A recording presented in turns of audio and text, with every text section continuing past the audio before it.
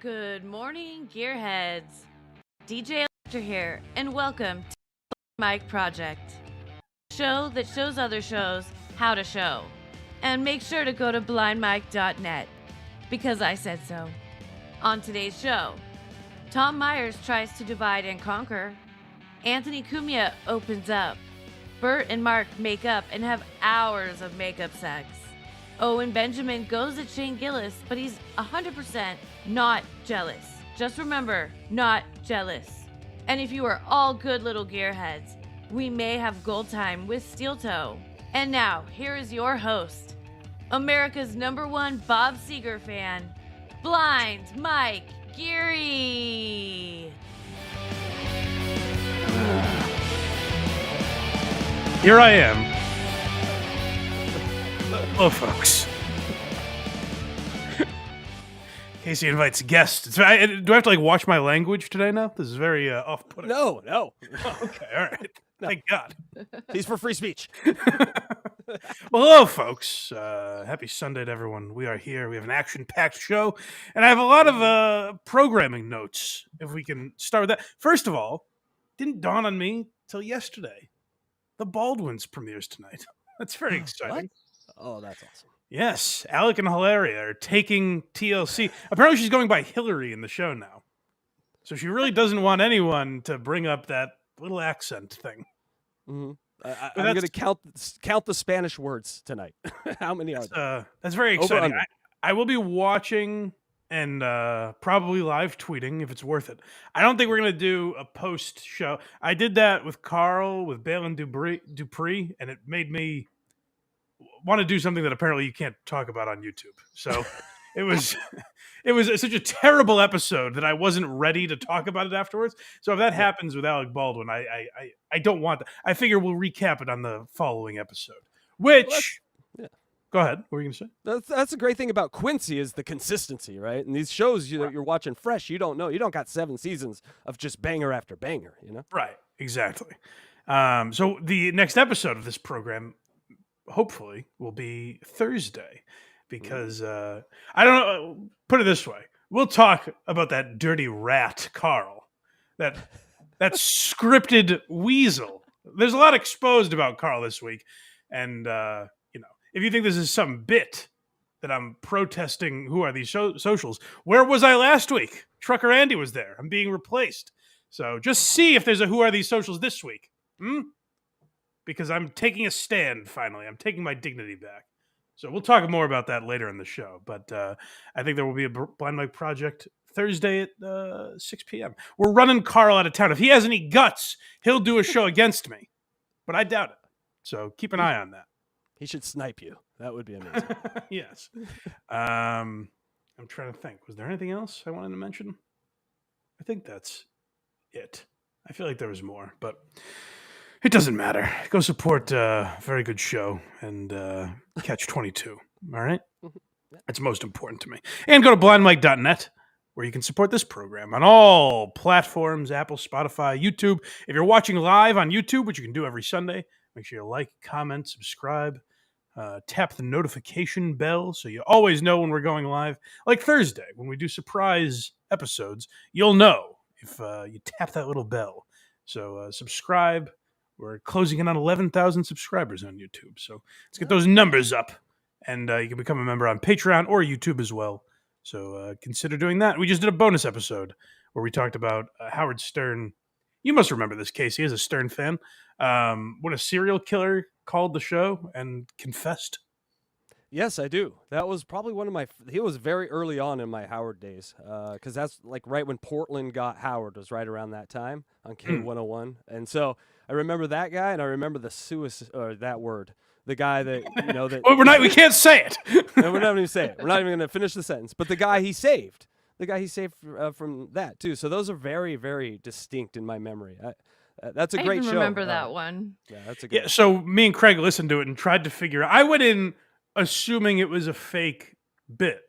And when we listen back to it, I really don't think so. At best, I think maybe it's a prank caller that was very well researched on a case in New Orleans. But Howard, I don't think Howard was in on it at all. It didn't seem that way, anyways, because I think their bits are a lot more obvious. If I know the writing of one Fred Norris, I think we would have been able to sniff that one out. And I don't know. I was a little more conflicted than I thought I would be. So go check that out on Patreon and YouTube for members right now. Excellent. Yeah, it's sad. Kevin Brennan lost his YouTube channel. Yeah, apparently he had a guest on that were talking about Anthony CUMIA and Opie, and he said something about Opie, and bye bye channel for a week. Yeah. So, yeah. Well, as I Electra. As I messaged KC, it's like Mozart losing his piano. It's very it's tough to deal with when Kevin Brennan doesn't have his YouTube channel. We all suffer. Art suffers. Everyone is really sad. And I would probably defend Kevin Brennan if I gave a shit to, but he's trying to get everyone else's channels taken down. So I don't agree with it, but I'm not going to waste my time lobbying for him to return. So hopefully he comes back next week. We can all pray for that. All right. Shall we get into today's business? We got a lot to get to. Yeah, we do. We got tons to get to. What would you like to get to first? Well, I mentioned it at the top of the show. But I've had enough of this Karl guy, quite frankly. Much like the very brave Rose McGowan or Jackie Robinson, sometimes you need a trailblazer to inspire others to follow suit. And that's what Tom Myers is today, I believe. Tom Myers finally put this weasel in his place. And I've never had the balls to say it. Vinny Paulino, I know, feels the same way as me. He's never had the guts to go against this guy. And finally, we're free. We're unburdened, thanks to Tom. So I want to go over this tape. G.D. Fenderson, we mentioned we may have to give in and have these boys on, G.D. and Tom Myers. I'm not sure. I'm still a little torn. G.D. seems more sore at us. Tom defends us here when we are mentioned in the same breath as those cowards at WATP. When I watch this, I do not see love coming from G.D. Fenderson's eyes. No, G.D.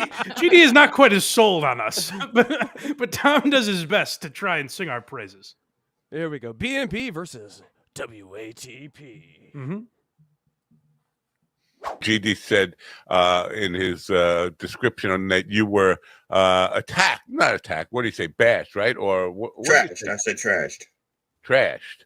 I said he was trashed like us by those other podcast companies. By the other podcast. Now, is it the same one that trashed us? Do you know? Is that same? The Blind Mike Project trashed both of us, and I think. Well, let's hold off a second. I like to think, as I explained to Tom, there is an episode of Why You Laughing called Tom Myers, the worst comedian in the world, or whatever it is.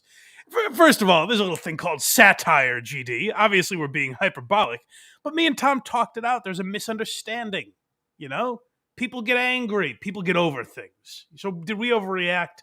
It's possible. But for GD to try and lump Tom and him into the same breath, it's a little ridiculous. But I'm sorry, GD, continue. Yes, and at this point, Tom actually raises his hand. He never gets called on, but he wanted to object right away. Thank you, Tom.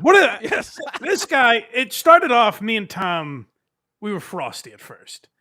And then I interviewed him. I like to think maybe we became acquaintances at this point. This is a full-blown friendship. Tom and I are brothers. Oh, good God. Okay. Hamburger? What is that? Is that podcast? I think it's called. Who are these garbage podcasts? Yep, absolutely. Right. Yeah. All right. You nailed it, so, dog. do you know? Did you know about this, or did you find out by like a fan who had listened? How did Tom you find chomping at the bit to defend me. I appreciate that. He's had his hand raised. He's like, I'm a pro. I'm gonna let these guys talk. I don't want to interrupt, but what they're saying about my buddy Mike, it's not right. He's about to jump through the screen with this. I like it. Thank you, Tom. Yeah. I got sources. I got moles. I got people everywhere. I got a mole, but hold on. Am I one of them? I'm not going to say. That's not your business, quite frankly. But am I talking to Tom about some of the stuff behind the scenes to me? It's possible. Really? I'm just saying. I'm saying Tom has good sources is all I'm saying. I don't know if I'm one of them. Chad Zumach, I believe, is one of them. Well, maybe Chad's also very insightful, as we'll hear in this. Believe it or not, I'm cool with them. What basically it stemmed Oh, from. hold on. No. You basically a skipped over the best part. You hear that again. Who's he cool with? Oh, but Blind Mike, but believe it or not, I'm cool with them. What basically it stemmed from was basically a misunderstanding over a booking on his podcast. Okay. Absolutely. And quite frankly, the episodes where we've made fun of Tom, that's on me. And there was a lot of venom and anger coming from me. But I was a sore loser. Tom kind of put me in my place a little bit. He said, he's got HACKRIDE messaging him very unprofessionally, all sorts of nonsense getting in his. HACKRIDE, as he often does, is going off, thinking, doesn't know who the fuck he is. Okay. And Tom didn't know how to read that exactly. And Tom's a man who's been around for a long time. He's an established comedian. So for HACKRIDE to get in Tom's business and be like, hey, you got to do this show, that was unprofessional, quite frankly. And I'm glad Tom called him out for it. Tom took that anger out on me, which I don't think is right. But as brothers do, we skirmish once in a while. We get into it. But then at the end of the day, we still love each other. Right, Casey? I'm just gonna move. Yeah, moving on. I'm taking it for the team. Okay, good. I'm very angry at this Tom Myers guy, but we're just moving on. Here we go. Some missed lines of communication. It was straightened out. I'm cool with them. He sent me to a lady that didn't We're exist. cool with him. Did you hear that? Okay. We're cool. I'm sorry. I called the lady 100 times. She doesn't exist on this planet. No. Water under the bridge, Tom. Don't even worry about it. Yeah. Hey, Tom, now we're all friends. Can I talk to her? Does she exist? All right, moving on. Sorry, I'm letting it go. Who are these podcasts is basically just like an Opie and Anthony ripoff. And Opie and Anthony is basically just like a low grade version of the Howard Stern show. Yeah. And He's right there. So it's basically like a ripoff of a low grade version of Actually, probably the one one thing of he's the not right about in this. Now you're going to make me Now break. Just trying to support our guy, man. Come on. greatest like radio shows of all time. Like one of the greatest morning show hosts of all time. So it's like they're completely like unoriginal, and like they stole the concept of Jocktober from Opie and Anthony. It's basically like Anthony Cumia with just like a fraction of like racism and just. If I may, Tom, you're a pro. You don't want to burn all your bridges. Fraction is going a little light on them, if I may be so bold. You should hear them off air. What Karl is, the rhetoric that Karl is spewing. So Fraction is being generous. That's the thing about Tom. He's being diplomatic here. He's trying his best not to go too far with Karl. And I appreciate that. I respect it. But a fraction, I mean, my God, the N-words. You want to hear real banter. Jesus. Having like women on to only speak when they want them to speak, basically. How did they find that you? That is what happens, right, Electra? Because I think so. Yep, perfect as always. All right, continue. Right. That's one beat off. She's getting so much better. I know. I think what you just said is pretty accurate. They are obsessed with Opie. They are obsessed with 90s morning radio, and anybody who was on Stuttering John, Jackie Martling, anybody who has had any connection to those things, they follow them and look for podcasts they're on. So the question is, did you have somebody that from that era on your show or something? How did they find you? It is. Karl is obsessed, and it's sad, frankly. And we'll get back to this clip in a second. I just want to remind everyone, we did a bonus episode about Howard Stern that you can check out now for Patreon and YouTube members. Also, if you want to go back to the archives of Why You Laughing, we've done a bunch of episodes about Opie and Anthony, Howard Stern, and many other topics. So if you want to check that out, go to blindmike.net. That was unrelated. I just wanted to throw that in. And let's get back to this, because they're giving really... Karl is obsessed with those shows, and it's a little sad. I mean, you're in your 40s, for God's sakes. Grow up. You know, it's time to grow up. Put down the Star Wars toys and your radio posters and be a man, for Christ's sake, like my guy Dog here is saying. Yeah, these guys are hilarious, by the way. Comedy. It's very good. Yes. No, I mean, it's when you've been doing this as long as me, like you tend to get your share of haters and trolls and Sure. and 90% of them are garbage, and then you have the 10%, which are the podcasts that go after you, and then which are just outright shit. So it was basically like I didn't get. Yeah, no, I agree with those numbers. 100% of them. I thought usually you say 90 of them are like good people deep down, and 10% are just trash. But no, Tom's going with the full 100% are terrible people. And I don't know about those numbers. I'd have to talk to Tom about the specifics. But I'll tell you what, he's got the 10 right, because these guys on Who Are These Podcasts, and what they do, I don't know if these guys ever mentioned that. They probably don't listen enough. But I say what they do is find specific clips. Like they go out of their way to trash Tom. Tom could crush for an hour.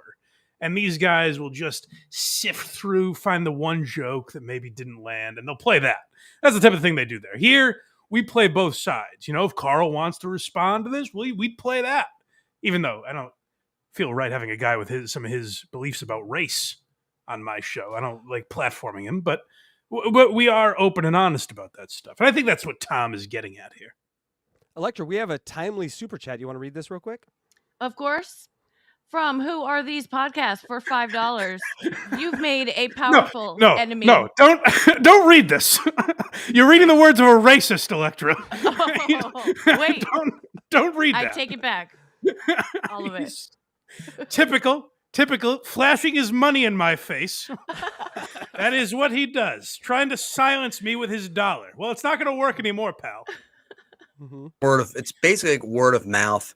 Hey, here it's about there's this guy, and we'll just go ahead and trash him for a little bit, and and then they're fans, but basically like basement dwellers who like if they see you live, they'd never come out, they'd never do anything anyway. They just stay behind a keyboard because they don't have the balls to actually say the shit that they're typing to your face.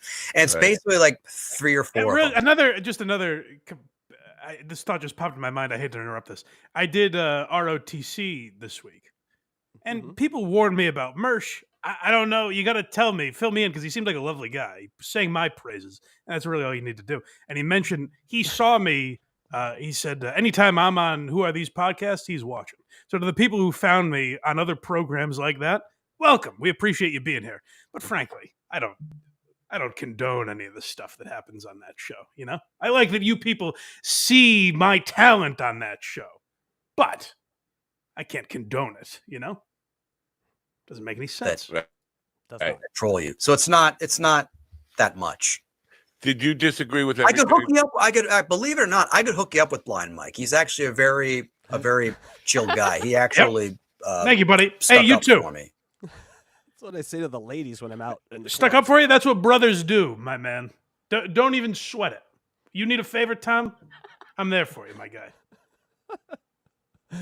Box Eating Dad with a great one says, basement eating dad. Basement enjoying dad. Basement Well, enjoying no, that's sort of the point I'm making is like people over there. Yes. That's where the basement dwellers are over there on WATP, and we go outside. We touch grass, as they say. You know, I don't. You look at me. I'm very active. I'm a guy who's just out there. I go for my morning jogs. I'm out there.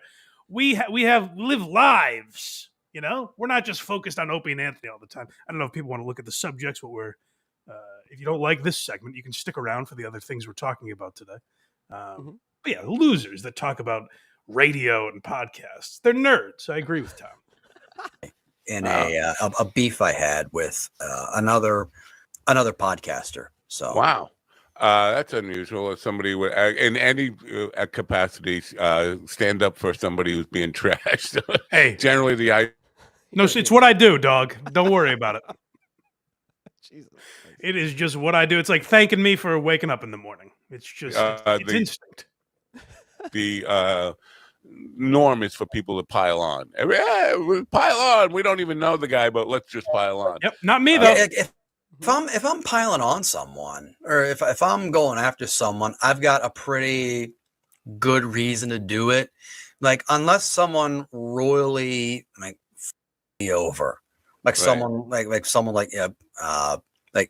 Podcast Karen, the host of exactly. Who Are These Podcasts. It was on the tip of my tongue before you even said it. We kind of clunked heads there. That was the first name that came to mind when you talk about someone fucking people over. It's Lady K. That is Tom is.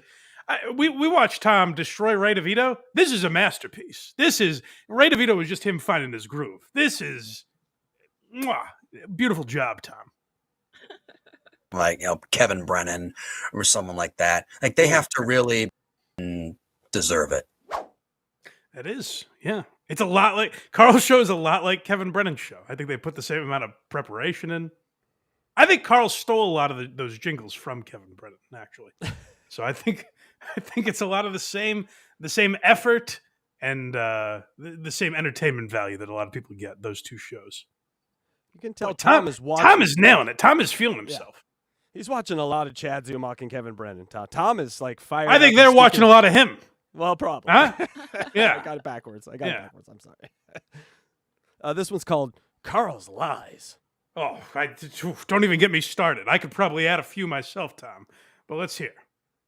Now, did you listen to the Who Are These Podcasts? Did you listen to their critique of you? Do you Not really, because they're idiots. They don't know what they're talking about. Good for you, Tom. They're pretty much documented liars that host is as well.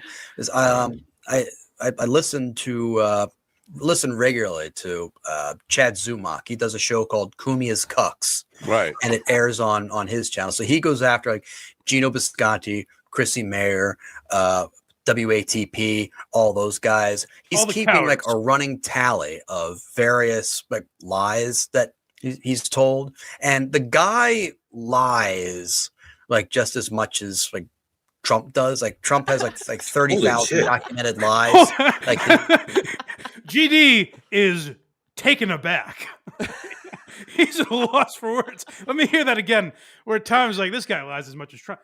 GD can't believe it, and GD, I don't blame you. I like at first it took me. We're doing WATS one week, and I'm thinking this guy possibly lies more than Trump. And then wouldn't you know, another lie falls out of his mouth, and I was like, oh my god, he does. And the guy lies like just as much as like Trump does. Like Trump has like 30,000 documented lies, like his first term in office. This is according to the New York Times. I'm being nice because it's almost Valentine's Day. And like he came up with like a couple dozen, Chad Zumach did, in lies that great work by Chad, by the way. It's very important work that he's doing, and I'm glad that somebody's doing it, because like I said, I take blame as much as the next guy. I didn't have the guts to do any of this, so I appreciate Chad jotting some of those down. Watching these men's faces hear this story from Tom Myers about Chad Zumach is it's amazing. Just hearing GD goes, holy shit. And the jokes. These guys are telling. It was like you never heard of the Holocaust and you were trying to explain it to someone. He's like, no, these were human beings. That couldn't have happened. I blink and I think I'm watching the Legion of Skanks. I'm laughing so hard with these comedians. It is. It's good stuff. He is told. Wow. In like 2 like 5-minute clips, basically. So in the span of 2 days. Yeah. All right. It's tough. This one's called Pick and Choose. Well, this is what I mean. Yeah, I've been on Who Are These Podcasts many times, and I'd love to be invited back. But what they do when I'm on there is they say, hey, Mike, here's your script. We have to destroy these people to make Karl feel better. I don't even really get to talk to Karl. He has producer Chris. He thinks he's like Letterman. Like he makes producer Chris do the pre-interview with me. And then, I'm lucky enough to be on camera with Karl once the show starts. So yeah, I've been a good soldier and followed those orders. I hope that's the type of thing they're exposing here. I'm not sure what kind of lies they're going to expose here, but that's my story and my journey. Well, as you know, Mike, I was on WATP this Tuesday. And I got the script Sunday, and I was at rehearsal Monday, and then so it's a lot like hosting SNL. Yes, where you're like, geez, it takes so much out of you. But it would be like hosting SNL, but Lorne Michaels does the monologue. You get none of the glory. You have this kind of taskmaster getting all the praise. And God forbid you miss one word in the script. He kicked me off, Mike. He just kicked me off the air right at the beginning. 20 minutes in, he's like, "Bye, get out of here." Your No, it segment's is done. Yeah. He is. It's a dictatorship, and we've put up with it long enough. So thank you for the whistleblower, Tom Myers. They did choose, because I have some music on my own music on my YouTube channel. They chose the absolute worst representation. Oh, of course they did. Of course, because that way they always like shows like that. They always. I'm sorry to cut you off just now, but I get riled up about this shit. They always I don't blame pick you, the Tom. worst representation of something, and then they run with it because it fits their narrative. Like It's so funny. It's so funny. Tom is saying. I like honestly can't believe it, because when we were doing Brittany Broski's show a couple weeks ago, I was enjoying myself. I was like, this young lady, she is dynamite. She brings a new, fresh energy that I wasn't familiar with. Frankly, it made me feel young again. You know, I'm becoming an older man. I'm in my 30s, and this Brittany Broski injected life into me, and I felt like I was one of the youth. I was kind of talking her language. And I tell Karl that, and he was like, "No, we have to take her down. We have to destroy every other podcast." And I was like, "I don't know, Karl. I'll try and find something." He goes, "Try. You will find something." You know. And again, like he did earlier, he waves his money and his millions in front of me, and shamefully, I did what he said, but no more. Thank you, Tom. Yeah, and their reasoning here is a little weird, because they're saying, like, why are people filming people that fall down and putting that on the internet? That's not funny. Just film them walking and being happy. What? Right. No, the internet is about the what I filming. wanted to do was say, hey, we could promote Brittany Broski for an hour, and he refused. Yes. Go ahead and pick like a stand-up clip of me.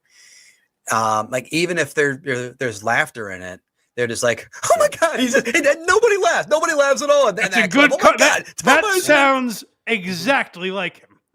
I don't even want to laugh because I'm getting PTSD. Sort of. I feel like he's in the room right now. Yeah, he's not funny. Oh my god! And then they have these people on who just like agree with them, and like there's absolutely no pushback. There's no like thoughtful discussion at all. Like whereas on my show, like there can be like, yes, we're all like-minded ilk, but at least there's like a difference of opinion in our analysis or like how the way we look at a particular issue. But who are these podcasts? Have none of it. It's shit. Like I said, it is a really bad Opie and Anthony knockoff, and Opie and Anthony is just like a shitty version of Howard Stern. The guy, I don't think you need any more words. It's shit. I like that, Tom. He's so profound. You should not disparage other shows, especially this one show that is shit. I mean, is this like a support group for Karl victims?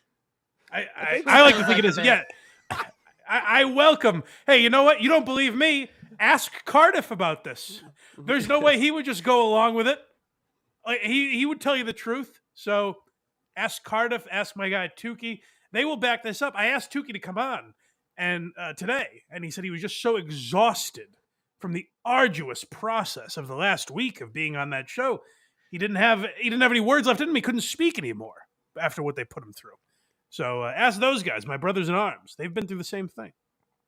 This next one's called Fraud. I wonder who this is about, right, fellas? Shocker. See, I thought it was funny is when they made fun of me, they really played it safe. Like they only showed the one clip of me that wasn't in the wheelchair. They picked the shittiest joke. I got picked by some financial guy who was doing this contest with comedians who could come up with the funniest joke with finance headlines. It was a really shitty gig. I won $50 from it. It was a shitty joke, and that's the only video they played. And that's sad. That really is sad to pick. I bet if you found this guy's comedy, there's no chance. He sounds like one of the great voices of his generation. There's no chance you would just automatically find a bad. You'd have to sift through hours of whoever this is his stand-up. Like you'd have to, the amount of footage you'd have to go through to find a bomb because he sounds very charismatic and interesting. So to sit there and try to humiliate this man who is wheelchair bound, it sounds like that is just disgusting. Typical hamburger. His name is Stephen the Sitcom Ortiz. And that sounds very modern and funny. Yes. I bet I bet he is really with the times, this guy. Just based everything on that. And I'm just like, you guys really dug for that, didn't you? Because like that's like if you look at all of my social media, it's the farthest thing down on all of the lists. Yep. You know, so Well, and it was everything, like, wow. like everything they do is, from what I understand, I could be wrong about this. Like everything they do is rehearsed. Like Absolutely. they give people the clips to review ahead of time, and then like they Weeks come up with their own jokes for them. So Wow. they make it sound like it's all spur of the moment, but like really, it's like I wouldn't be surprised if they said, "Okay, guys, here's what you say right here. This is how you do this, and this is we come in and all this." Like basically, all of the stuff that they accuse me of doing, they do. Like Right. not being funny. That's pretty much it. End of list. Why say more, Tom? I agree with you. Oh, man, there's such a weight off my shoulders. It is so nice to hear someone else say it. You know, when you're insecure about something and you keep it bottled up forever, and then some brave soul has the courage to get out there and talk about it, and you're like, I'm not alone. You know? I can come out of the shadows now and tell my story because of Tom Meyer. Thank you, Tom. And I'm sure many others will come flooding out. This is always how it goes with Cosby and Weinstein and Hamburger, any other monster. You know, one brave genius comes out, and then we all feel comfortable telling our stories. So the floodgates are open, pal. Hamburger, which I don't even think is his real last name. So Can't be real. Doubt look it. into that. Hi, Carl, have me back. Oh, Carl's in the chat. What's up, buddy? We made here. Go ahead, Electra. Read it again because Mike wasn't ready for it at the time. All No, right, this is, remember, folks, this is bullshit, as we heard. More of his bullshit. Don't take it. Karl saying, "You've made a powerful enemy." Oh no! You don't scare me anymore. All right, we have a few more here. Electra. Dawn Fried Chicken, $4.99. The only reason I'm glad Craig isn't here is because I'm starting to run out of ideas for pedophile jokes. That's fair. That makes sense. You get another week to come up with one. Yeah, hit up Chat GPT. I'm sure it'll love it, and then the authorities will be at your house. All right, here you go, Electra. Poodlerific for $1.99. Blind Mike is my favorite part of Sunday morning. Oh, thank you, buddy. I want to sing a song about that. Very kind. Ray for butt, $1.99. Oh my god. Yeah. Mike invokes the first blood clause. First blood. No. clause. Oh, first blood. Yeah. I'd like to take credit for it. I wish I could, but that's hero Tom Myers. He's never heard those words together strung in that way. And Silent Shape became a member. Thank you, buddy. Thank you so Appreciate much. that. And then gifted a membership. That's very nice of you. And Thank you. Two more here. Dame Taft, $2. My first BMP super chat is huge. Please clap. Thank you, buddy. Dame Tab. Clapping. Where's the clapping? Much appreciated. All right. Can we move on now? Yes. It's not your monkey, Electra. Don't do that. All right. I come buckets, $2. I didn't laugh at a Karl joke and he raped my wife. Yeah. Oh, no. Yeah, he does that. He tends to do that. He does that. Okay. You know, you only have to learn that mistake once. That's funny as shit. All right, time for some Kirshner and Marc Maron. Kirshner, yes. How do you say his name? Brett Kirshner. It's not how you say it. Marc Maron was on Bert Kreischer's podcast. Kreischer. That guy. I'm up on comedy. I really am. I pay attention. Marc Maron is a strange guy because when we listen to him when he's alone, ranting on Instagram, or when he's with someone that'll kind of pump his tires a little bit, like Anthony Jeselnik, he's such a different guy. When we hear him with Bobby Lee or Bert Kreischer, he's footloose and fancy free, baby. He's taking it easy. He's not this angry, bitter guy that we hear on all those shows. He's someone who's comfortable with himself, and he is. He will like let that bitterness out, but it's in such a more palatable form when he's on these other platforms. So he talks about Rogan and Chappelle, and we talked about this a while back, where Marc Maron said something about a guy just getting drunk on stage to a disappointed audience. People assumed that was Bert Kreischer, including Joe Rogan. Rogan went on and tattled on Maron. So Bert talked about it and was kind of like, fuck Marc Maron. Maron saw this and was like, oh, I was talking about Dave Chappelle. I like Bert. Which it is surprising that a guy like Maron, for everyone he hates in comedy, it's surprising the love he has for Bert Kreischer. I don't know why Bert escapes the wrath of Maron, but for whatever reason he does, so he went on Kreischer's podcast to clear the air. First one's about Chappelle. All right. Because I don't like being in that dialogue. I don't like being in the shit talk dialogue that, everybody's jumping, for clickbait and for attention. Even that thing that happened between me and you. That Maron does it for the love of the game. Anything. Maron doesn't clickbait for attention, which is true, by the way. He hides it in his Instagram stories and shit. He does not do it for attention. His show's not even on YouTube. That I actually believe. Maron talks shit about people purely because he's an angry, jealous guy. Does it for the love of the game. He really does. Thing I can tell you. Well, that makes me feel good because it really upset me. Oh, it was terrible because I'm just on my porch, rambling, and sometimes I'm cranky, and I make a comment. I think the comment was that we have in comedy we have this cash grab culture where these drunks can do pop-up shows and sell thousands of tickets. And one of Joe's, Lena Riefenstahls decided to make a fucking movie about it. And then I guess Joe got in your head, and then you threw me under the bus on a podcast. And I'm like, I wasn't even talking about him. Okay, it would have been better if I mentioned names, but I'm so adverse to being caught in the clickbait dialogue that I just made it cryptic. And I was talking about Chappelle because you don't do I had heard that he did an arena show that was a pop-up and he was shit-faced. Really? So that was the point of reference. And then when I saw you, I was like, oh my God, I'm not going to say anything bad about Bert. And then it just got out of hand and there was no way to put it back in the bottle. But I knew that, but I knew I could call you and just say like, dude, it wasn't about you. Oh, well, it made me feel good. I appreciate Maron just acknowledge. So often people will do this. They'll talk shit about someone, it gets misconstrued, and they'll be like, no, I was talking about someone else. And then you're like, oh, bullshit, you don't believe it. Maron at least has the balls to be like, all right, I'm caught. You know what? I was talking about Dave Chappelle. Fuck it. I'm like, who cares? Here's some So receipts. I like that he did that. I like that he owned it. And Maron is right, by the way.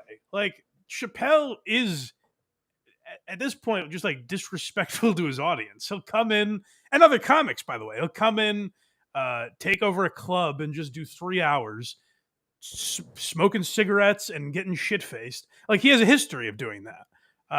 And to call yourself the GOAT and not give a fuck about the product you're putting out, it seems hypocritical. So Maron's right to call him out for that. I still love Chappelle and think he's a great comic, but that's absolutely something he should be criticized for by other comics. I think Chappelle's kind of lost touch. I was listening to Naeem Ali, who's a young comic out of Philly, talk about, he was hanging with Shane Gillis, and Chappelle showed them this trailer for his Netflix special. And it's essentially a montage of look how great Dave Chappelle is.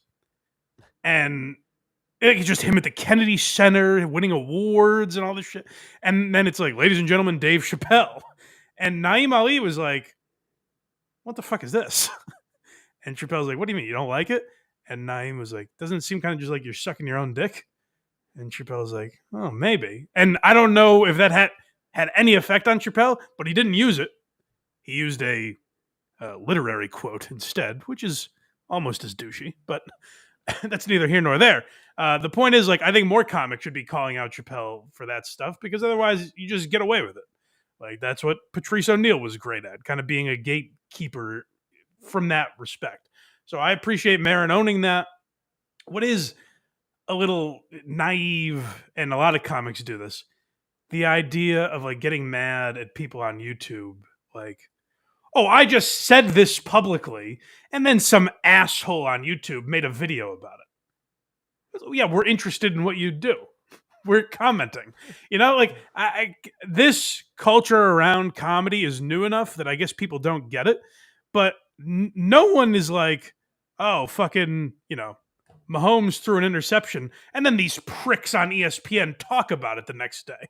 It's like, no, that's just what happens. You're reacting to things that you're interested in. It's very normal. So the responsibility is on you. If you talk shit about someone, it's not fucking podcast cringe's fault that they heard it and made a video about it.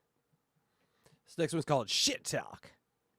So this is Maron. Like, Maron is so much better when there's people he kind of has to explain himself to, because you get more of a vibe of where he's coming from. And this is a lighter-hearted guy.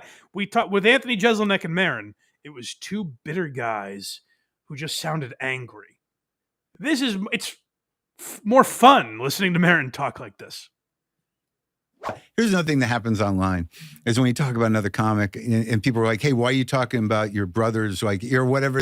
You don't know fucking comics. Yeah. All we do is talk about other comics. You know, this idea that we're also respectful of each other's success and that there's some sort of a sacred brotherhood. Maybe we don't do it publicly, but I've been doing this since I was 22, and always we're like high school kids. Yeah. It's just the way it is. There's the gossip between us is Oh my pretty God. wild. Yeah. It's fucking crazy. But I had Jeff Dye on here the other day. Who? Jeff Dye. Yeah. And he was trashing you, but it was just him upset that you were rude to him, and he was like, I fucking love Marc Maron. But it's like, that's the way you talk about someone at high school. You're like, wait, what? He fucking did what? Like but he was just like, he was mad at me. he was mad at you because you were rude to him when he was younger or something. Well, you know, I'll say this in my defense. I have no fucking idea who he is. It's good defense. Like whether he was in high school or now, no idea who we're talking about. Zero idea. So in light of that, I'd like to apologize for being a dick to him when he was a child. And I'll try to check out his comedy if I have time. But see, like, there Maron is purposely being a cunt, but he's being funny. Whereas what we heard, and Maron acts like there's no difference, but I believe that there is. What we heard was two guys literally saying that, like, Joe Rogan and Tony Hinchcliffe were the cause for all of society's problems. And they were having a serious discussion about it. Because Andrew Schultz sells out arenas, that means our nation is crumbling. So when people call you out for that, and Mark might still agree with that opinion and disagree with mine, and that's perfectly fine. But when people call you out for having such an extreme opinion, like, stand by it. And I appreciate that they're shit-talking each other, but you kind of have to own it once you do it. You can't be like, why are people making a big deal of it? Because you made it a deal to begin with. Next one's called Rogan, his nemesis. Yeah, so that Bert, and this is one thing I don't think people give enough credit to Bert for. A lot of people criticize his podcasting. He will ask questions like this. Like, he approaches interviews like a fan. He's curious about a lot of the same stuff we are because he's a gossipy Gertie. So he asks him about Rogan. Gossipy Gertie. Have you talked to Joe at all? No. Not at all? No. No? Uh-uh. What do you feel like there's a rift there? Yeah. Yeah. I don't think I occupy any space in his head, but you know, I've gone on. And I'll be honest with you, I don't think he's ever talked to me about you negatively. Like when he sent me that text, he was just like, "What happened with you and Maron?" Yeah, let him answer, Bert. Jesus, it's like I have no fucking idea. That's just the internet taking it and running with it. And well, Joe, he saw the internet. and running with it. And Joe texts me because we're boys, and he's like, "Yo, what happened with you and Mark?" It's so funny because when you said on that podcast, like, he's not one of your boys, and I thought, like, well, that's good. I don't really want to be anyone's boy, to be honest. No, but he's never. Tommy loves you. Tom. Oh yeah, I love. It has nothing to do with anything. I don't know. Joe and I go. Like, all right, I take back my compliment to Bert a minute ago. He's a terrible interviewer, but at least he asked the question, and we'll get to some sort of an answer, I think. At least the lackey of Rogan likes you. Why mention? Well, Tom Segura. Who gives a shit? That has nothing to do with anything. I know. You've known Joe since he started. Yeah. And it's always been a kind of a, like I'm not a nerd, but like, there was a tension that goes back to like, 1989. Jesus. Again, it might be all me, but now like because of politics, things have expanded I am okay in my zone, and they're, and his minions, if they don't like me, I'm okay. Because there's no reason like I got to get that audience. Like what would I do with them? Do you know what I mean? You know what I mean? So I can imagine that. Yeah. Yeah. So, and I have been critical of him in a sort of coded way, but look, whatever. Yeah. There's no reason. Life's too short. And I've never, I think if you were in Austin, you did a spot at his club, he'd give you a hug. I think you would. I build a lot up in my brain, and I've decided like there's a whole tribe of, of comedians that, It's so think the interesting, though, 'cause edge. you hear Maron kind of admitting it's all built up in his head. And first of all, let me go back to him talking like they've known each other since '89. That's the point that people were making when they said it was just sour grapes, you ripping on Rogan. You've never liked the guy. You don't get along, which, if you know both their personalities, that makes a lot of sense. That Marc Maron and Joe Rogan aren't necessarily best friends. But you've never liked the guy. So don't make it about the vaccine or that he's ruining. You've never liked him. You know what I mean? Like, his culture is toxic. You just don't like Joe Rogan. You don't like Tony Hinchcliffe. You don't like Andrew Schultz. That's fine. And it's fine to talk shit about those guys. But Maron and Jeselnik tried to make it a bigger issue that it wasn't. It just wasn't. There are people that follow Rogan. There are people that think he's a fucking moron. Both are fine opinions to have. And it's perfectly fine for Maron to be one of them. But this is where Maron is kind of delusional and gets in his own head. I don't know Joe Rogan personally, obviously, but from like listening to his show, Rogan would definitely have him on and talk about this stuff. I don't know that he'd give him a hug necessarily, but like he would absolutely have him on and have this out, this 30-year beef that they have apparently. So that's where Maron is wrong, and that's where Maron made his bread and butter, having people on that don't like him or that he doesn't like, and hashing it out. So Maron's resistance to that is a little strange to me, but it's political, I think. Yeah, I think it has to do with it sounds like Maron was on the top at one point and kind of controlling things, and then Joe rocketed by him, and that's got to be tough for any artist, to see someone who you... Especially someone you don't respect. Like, he doesn't respect Joe and thinks he's a better comic, so he's like, why is Joe Rogan worth $500 million and I'm not? And I get that jealousy, but for it to come out so... obviously eat you up inside, because Maron mentions this all the time. That's something you got to let go of. Yeah, and what would I do with his fans? Kind of saying they're not comedy fans. No, they're idiots. They're idiots. Whereas I think Rogan's, not a lot, but some of Rogan's diehard fans are true comedy fans. Like, there's absolutely Skankfest Joe Rogan crossover, And I think that's one of the best comedy audiences there is at Skankfest. So like those people really follow stand-up and are critical of bad stand-up, and they were probably critical of Rogan's special, but they listened to that podcast. And I'm sure a lot of them like or liked at one time Marc Maron. Like, I think Maron's funny. That's the kind of frustrating part of this, is like, if you watch Maron stand-up, he's a good comic. And he actually talked about in this, shout out to Lieutenant Kirk for tipping me off that Maron was on this episode. I watched the whole thing, and Maron's talking about this movie he's in, and it sounds very good and interesting, called In Memoriam. I guess Maron's the star of it. Like, it's a unique plot. It sounds like a good cast. I'm actually very curious to see it. I like Marc Maron, but it just comes off very bitter and hostile and angry.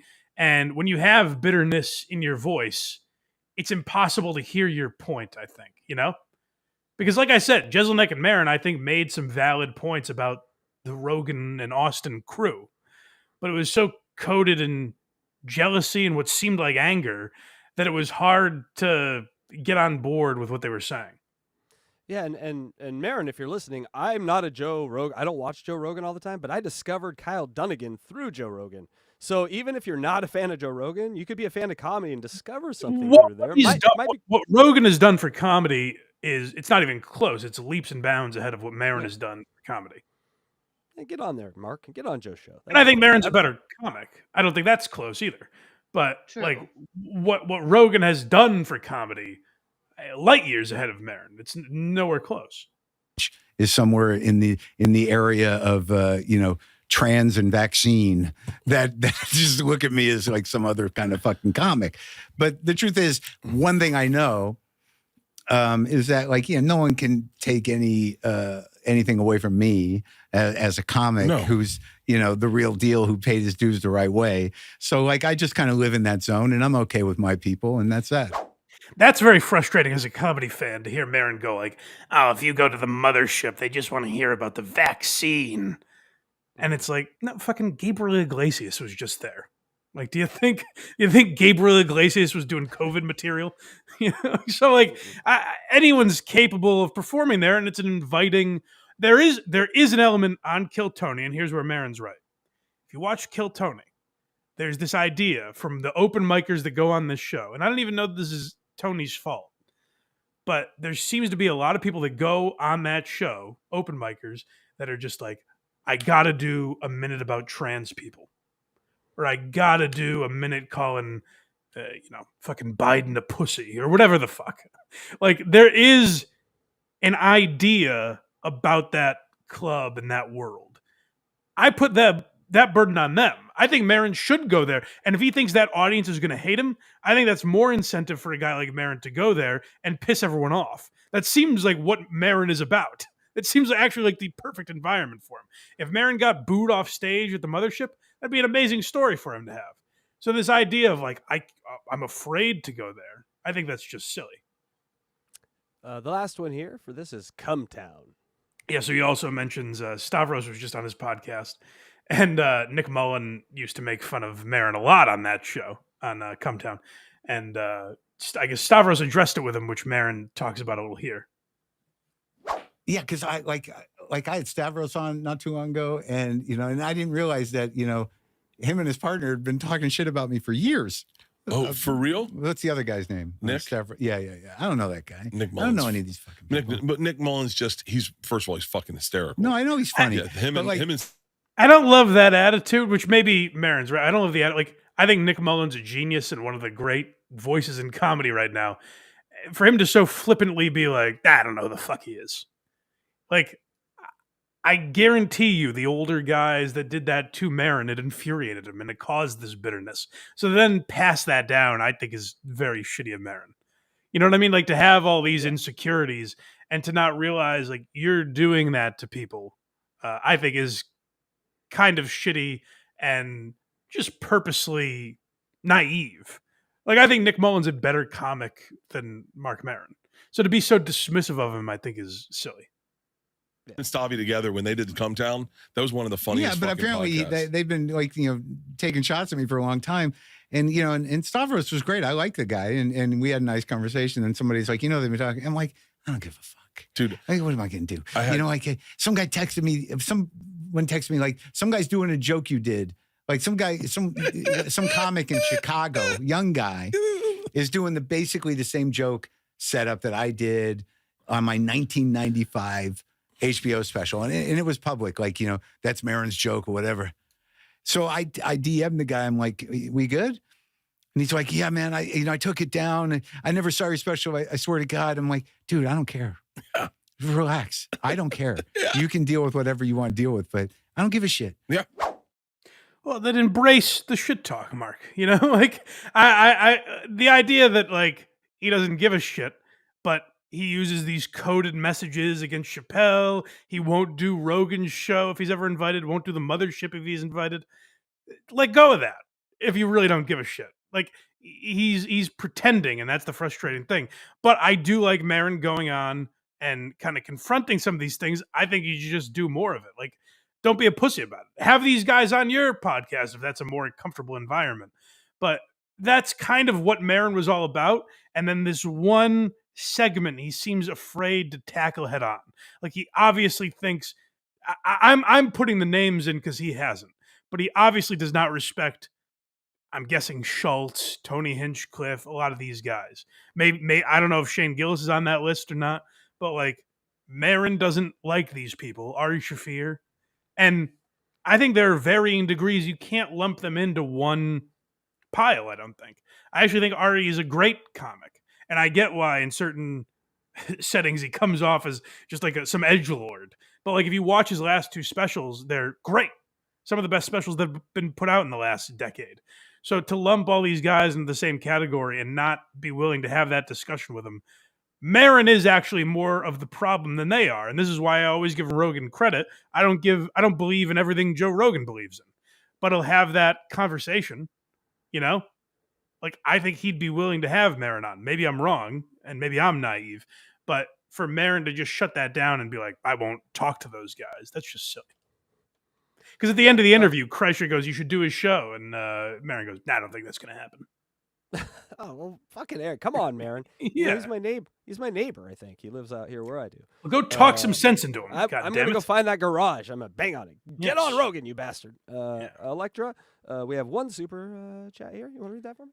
Dope lunchbox, $2. Never trust a man with frosted tips. They're still going. Yeah, Karl.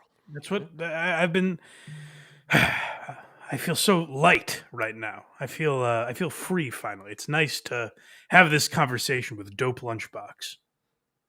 All right, time to get into some roast battle.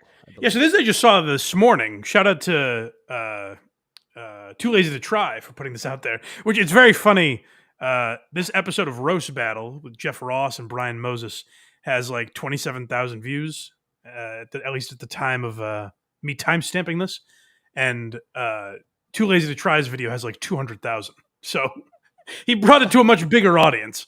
But that, again, that's what I was talking about with Maron. It's like there's an appetite for this stuff. Even people that don't watch Roast Battle are interested in Donnell Rawlings melting down on it, which is good for comedy, ultimately, I think. It might not make them feel good when they watch the videos, but it means people are passionate and care about this stuff. So Too Lazy to Try showed this, and he kind of broke down Donnell Rawlings spiraling. Remember we had that kid Alomine on, yes, the Kill Tony Golden Ticket winner, and he talked about the incident with Donnell Rawlings. Donnell has been spiraling ever since that episode. That was 4 years ago, and still he tries to defend it. He goes on podcasts and says that's not what happened, and they edited it to make him look bad. He had Hinchcliffe on, I think, his podcast or something, and Tony's like, Donnell, that's simply not what happened. We didn't edit anything.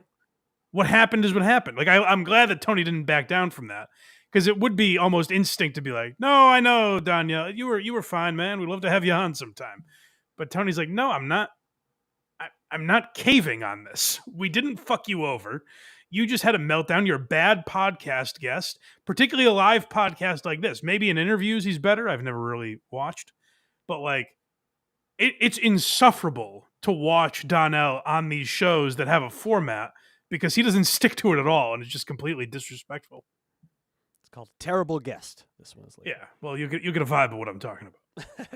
Whatever. All right, Jenny Zell, how much money have we raised so far for end racism? Don't do it. Don't do it, Jeff. Don't do it. Let's keep. Jeff, don't do it. And Jeff, 8 in the end zone. Jeff, don't do this. We have too much history. I love you. I love you, Donnie. I knew you when you had hair, nigga. Don't do this to me. I knew you when you had jokes. I love you, Donnell. Shit. We gotta do 5 roast battles. Shit. 5 roast battles. Trump cut USA, ain't that nigga's That was very mean. I'm sorry. Yo, that was me. You're a narcissist. You're the one dressed like a He's a dental comic. assistant.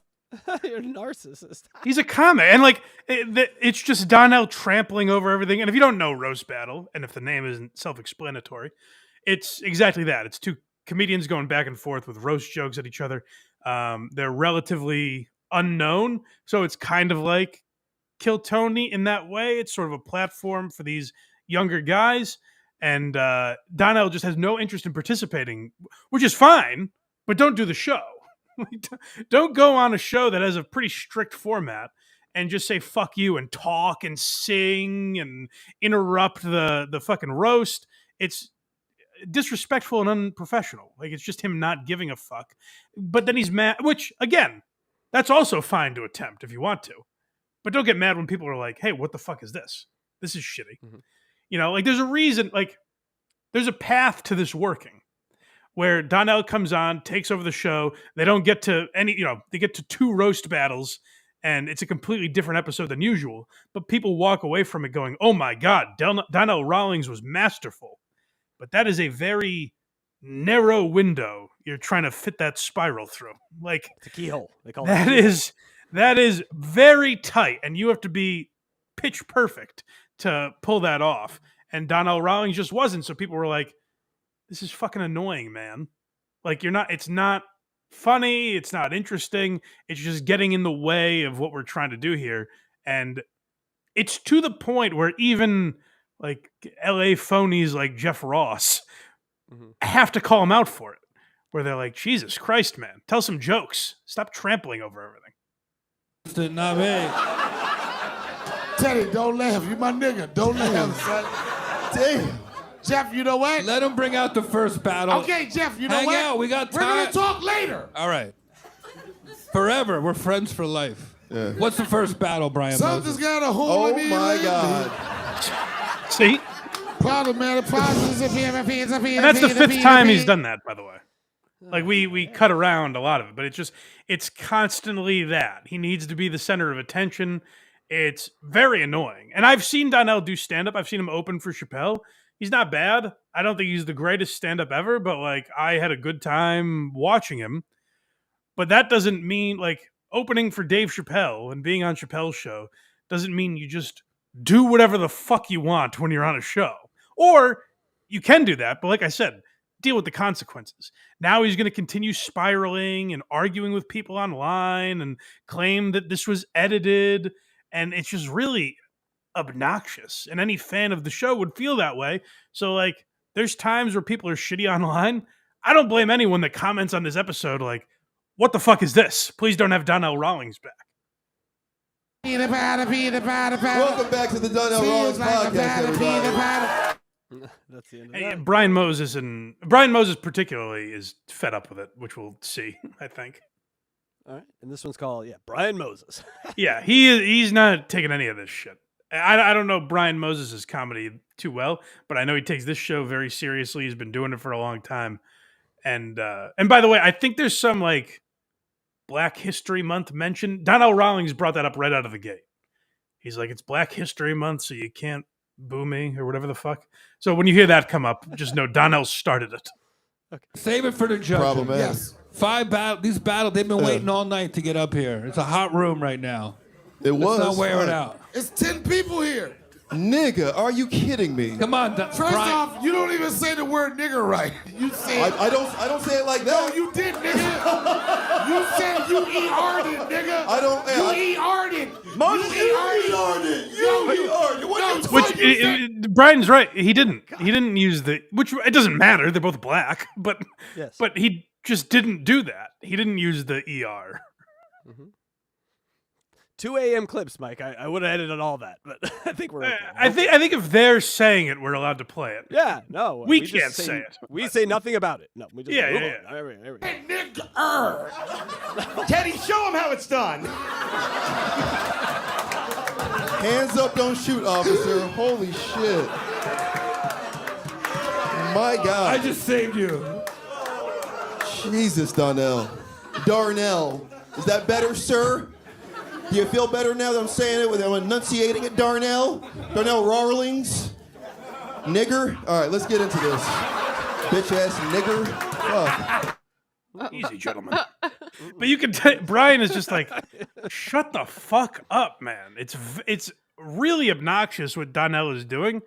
And then to get mad when people make jokes, like when Jeff was like, "I remember you had jokes," to respond like, that's over the line.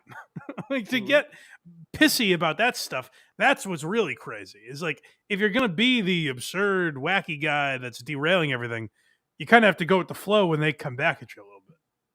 This one's called Disrespect. Yeah, well, that could be every clip, but All right. Sigmund Freud said that most men are attracted to women who resemble their mother. That's why Patty only fucks women who look like Dog the Bounty Hunter.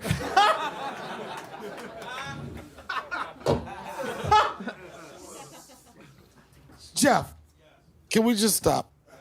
sorry. That bad? None of these niggas gonna make it. Can we go to the next round? Give him some. I'm not trying to be. Yo, Jeff, I know you got a format. Yeah. I know you have a format. Yeah. They don't have a chance. Here's where Donnell gets fucked up, and he did it with our guy Alomine, where that's a fine one-off. By the way, when you're supposed to talk, not in the middle of the battle, but like that's kind of a fine line to be like, oh, they're never gonna make it, whatever. People throw that shit out there all the time. But then you can't go, no, really, Jeff, we should stop doing this. It's Donnell Rawlings keeps going on shows that feature amateur comedians, and then are like, I don't have the time to waste with amateur comedians. But that's the show you're on. No, yo, shut the fuck up. You're Jeff, so please. bad. Donnell's about to commit suicide. No. What are you doing? I'm just saying, Jeff, I love you, nigga. You got a great thing going on. They're not going to make it. Get them out of here. All right, get him out of Hell here. yeah. Yo, get them out of here. This has been great. Last joke. Yo, get the fuck out of here. One more. Jeff, beat it, All right. Jeff. Don't believe in these niggas, Jeff. It's like having a homeless person on the stage. It's just like a deranged guy who won't shut the fuck up that they all have to politely be like, okay, sir, yeah, no, we'll get them out of here. And next joke, please. Like, Right? Is he wasted? He's got to be. I don't like it. know. I don't know because he did this last time on Kill Tony. I don't remember if he was fucked up or not. I think this might just be his energy when he's on these shows. Also, what a fucking opportunity for these two comedians on stage. Just start ripping on him. Like, this is your They do a little bit. opportunity. Keith Carey does eventually, where like Donnell Rawlings is just shitty to them as well. It's like he seems very status oriented. Like if Donnell doesn't know your name, he can just trample over you, not let you talk, doesn't have to give a fuck about you. Which that's fine, but again, when the audience starts booing you, don't get pissy about it. Yeah. Comedy. Jeff, Let we them do know. their jokes. Jeff, we know what shit Jesus. is. They're shit. They're shit. We waited too long for this, Jeff. Come on, Let's Donnie. get the next one. Get the fuck out of here. Donnell, you're. Tell a joke in the parking good? lot. See, he's seriously like, no, you have to leave. It's like, okay, it was funny when you're just like, oh, these guys shouldn't be on stage here. But to keep going, no, I need them to exit. It's like, well, then we don't have a show, Donnell. Yeah. The level of respect these guys are showing this, comedian that's above them is way too high. They should be all three of them, tearing him apart. Mm-hmm. We're in a comedy show. It's a roast fest. Roast the guy who's making an ass out of himself, right? Right. Hello. I think Donnell just Sandman this fucking battle. I did. Get the fuck out of here, nigga. This is Jeff, unsportsmanlike, Donnell. It's Jeff, unsportsmanlike. give me a red flag. They need to beat it. We can't believe in everybody, Jeff. Are we doing one more? One more. Go ahead, Patty. Go ahead. Teddy wants I to got hear your back, one more. Patty. Yeah. And they weren't great. I wasn't particularly interested in the roast battle, but that's why I don't typically watch roast battle. I'm not that interested in it. Like if you're not interested in that, don't participate in it. But to show up and be like, hey, these amateur comedians who I don't know aren't up to the status of fucking Chris Rock. Well, no shit, Donnell. Stop acting like that's supposed to be the case and embrace the format of the show or don't participate in it. Yeah, this one's called format. You're thinking ahead of the game, Mike. Yeah. Moses, take control, please. We got this. Okay. Donnell has spoken. His filibuster has happened. We're going to do this thing like we normally do. There's a whole format here. We allow these guys to get up here, bomb or succeed, and then their heroes fricassee them and let them know they're not supposed to be up here. But if you overstep those bounds, then the whole crowd yells at you because we've been doing this for 11 years. This nigga's not even paying attention now because he didn't give a fuck about this. They don't respect you if you don't respect this. I really respect, like I said, I don't know a lot about Brian Moses. I really respected him saying that. Because the easy route would be kind of do what Jeff Ross is doing, where you're like, oh, I don't know, Donnell, and make a couple quips. For Brian to try and take the reins back and be like, hey, man, fuck you. Like, this is what we do every week. You don't have to participate in it. The show does not need Donnell Rawlings, and that's what Donnell seems to forget. Yeah, the roast master sort of falling flat in his face on this one, I think, is another way to look at it. He's not. Ross isn't giving anything here. Jeff Ross? No, not really. Yeah. He makes a couple jokes at Donnell's expense. I don't have all of them. But you could tell he's uncomfortable because he doesn't want to piss Donnell off, which I'm glad Brian Moses doesn't give a fuck. You respect us, we'll respect you. Again, he doesn't even fucking respect us, but it's Black History Month for Donnell and Donnell only. So this is a black-owned show, but you want to come in here and act like an asshole to us. We were gonna act like an asshole to you. So everybody, every time this nigga talks, boo him, please. Fuck Donnell Rawlings. Yeah. Moses, he's just trying to be funny. He's trying, but he's failing. All right. He's failing at being funny. He's being a dick to us. This is a black-owned show, and this nigga's being a fucking dick to us, saying like, "Oh, it's a Jewish-owned show." Why you gotta do that to us?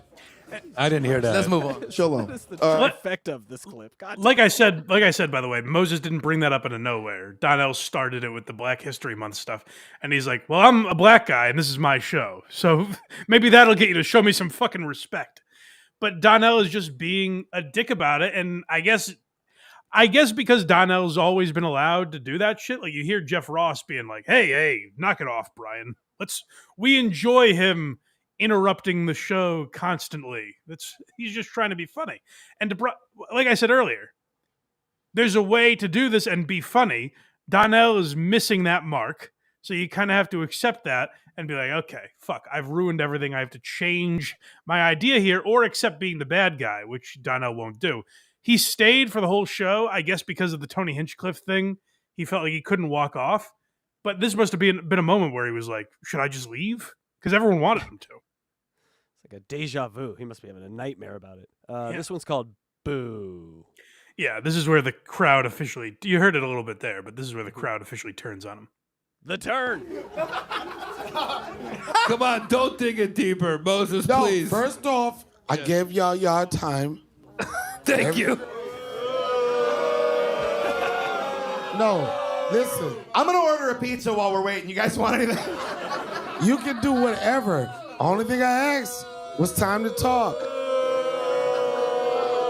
No, I don't care about Boo. Listen, I don't care about Boo. This is what I'm telling you. I don't care about Boo. And I know everybody down there talk shit about me. They think about jokes. Guess what your funniest joke was tonight? Talking about me. So I get it. And now congrats. Listen, Yeah, this like, who is gives a why, fuck? you know what? This is some Stuttering John level stuff right here. What does that matter? He's lost everyone in the room and, I don't know, doesn't realize it? Even though he's acknowledging it, somehow doesn't realize it? Your jokes are about me. That makes me Yeah, right. There is a little of that where he's like, "You see what I've provided you by acting like an asshole?" It's like what you could have done was allow them to have zero good jokes. But because you're being such a dickhead, they got one on the board. They were able to make fun of you because you made it so easy, Donnell. Being easily made fun of is not an achievement. It's not something you get to put on your resume. Like, I'm such an asshole that it was so easy for these hacks to make fun of me. That's not a feather in your cap. What? You know what? You need to stop. This is not my world, bruh. This is everything for you. You're making it your world right now, Donnell. It's their world right now, and you took it from them. No, I didn't. No, I didn't. No, I didn't. What I did, whatever you want to say, whatever you want to feel, what I did is... By the way, I should mention, this is the first roast battle. Oh, no. This is what, 15 minutes into the show? 20 minutes? I'm going to need more drinks. Like, this is the start of the show. Everybody told me shut the fuck up. What I'm trying to tell you is, and y'all don't give a fuck, everybody wants to do this business like, you know what? I'm going to do a show. I'm going to do 2 seconds. Everybody's going to know me. You can't outboo me. You can't outboo me. You can't outboo me. I don't give a fuck about a boo. I'm telling y'all real shit. You can't outboo me. I don't give a fuck. What I'm saying is, listen, I'm not mad. Listen, I'm not. I might take that sample. You can't boo me. I'm okay. They're actively doing it. Yes, as they're doing it. Listen, distracted, whatever. You can't outboo me. I've been doing this. What I'm saying is, what I talked about tonight, fuck the show. I'm gonna miss my flight. You. See, he's literally saying, fuck the show. The audience is begging for the show back. We had 2 drink minimums. We're stuck here. You know what's amazing? I didn't even realize, it didn't dawn on me. I forgot we were talking about Chappelle with the Maron stuff. But what I just said about Chappelle disrespecting the audience, it's amazing what Chappelle has done to this guy, because this man is not Chappelle and thinks he is earned the same level of respect somehow. So that's just a tremendous disservice that Donnell has been given, where he has this ego now of like, I'm part of comedy royalty. The Chappelle Show is great, and that's what people recognize me from. So now I can do whatever the fuck I want. Well, that was 23 years ago. People still bring you up on stage as Ashy Larry. And again, I don't think Donnell's an unfunny guy, but like when that's your last credit, you don't really have this leeway to fuck with the audience like that. Yeah, he's in ego prison because of his past. He can't get out. I'm rambling, bitch. All right, that's the end of that one. All right, we got one more here. This one's two more here. This one's called Not Chappelle. Yeah, well, that's very clear. I think the crowd starts chanting that here. There we go. There we go, everybody. Bye, Donnell. Happy Black History Month. We did it. He's coming. It's getting so much worse. Listen, it ain't so much He knew he worse. couldn't leave. Let me explain something to you. Y'all can boo me. Listen. You don't gotta listen. I don't give a fuck about a boo. I don't give a fuck. You know, nigga, I was trying. You know what? You listen, let me tell you something. I'll say this. I'm not gonna leave like that. I'm gonna answer your question.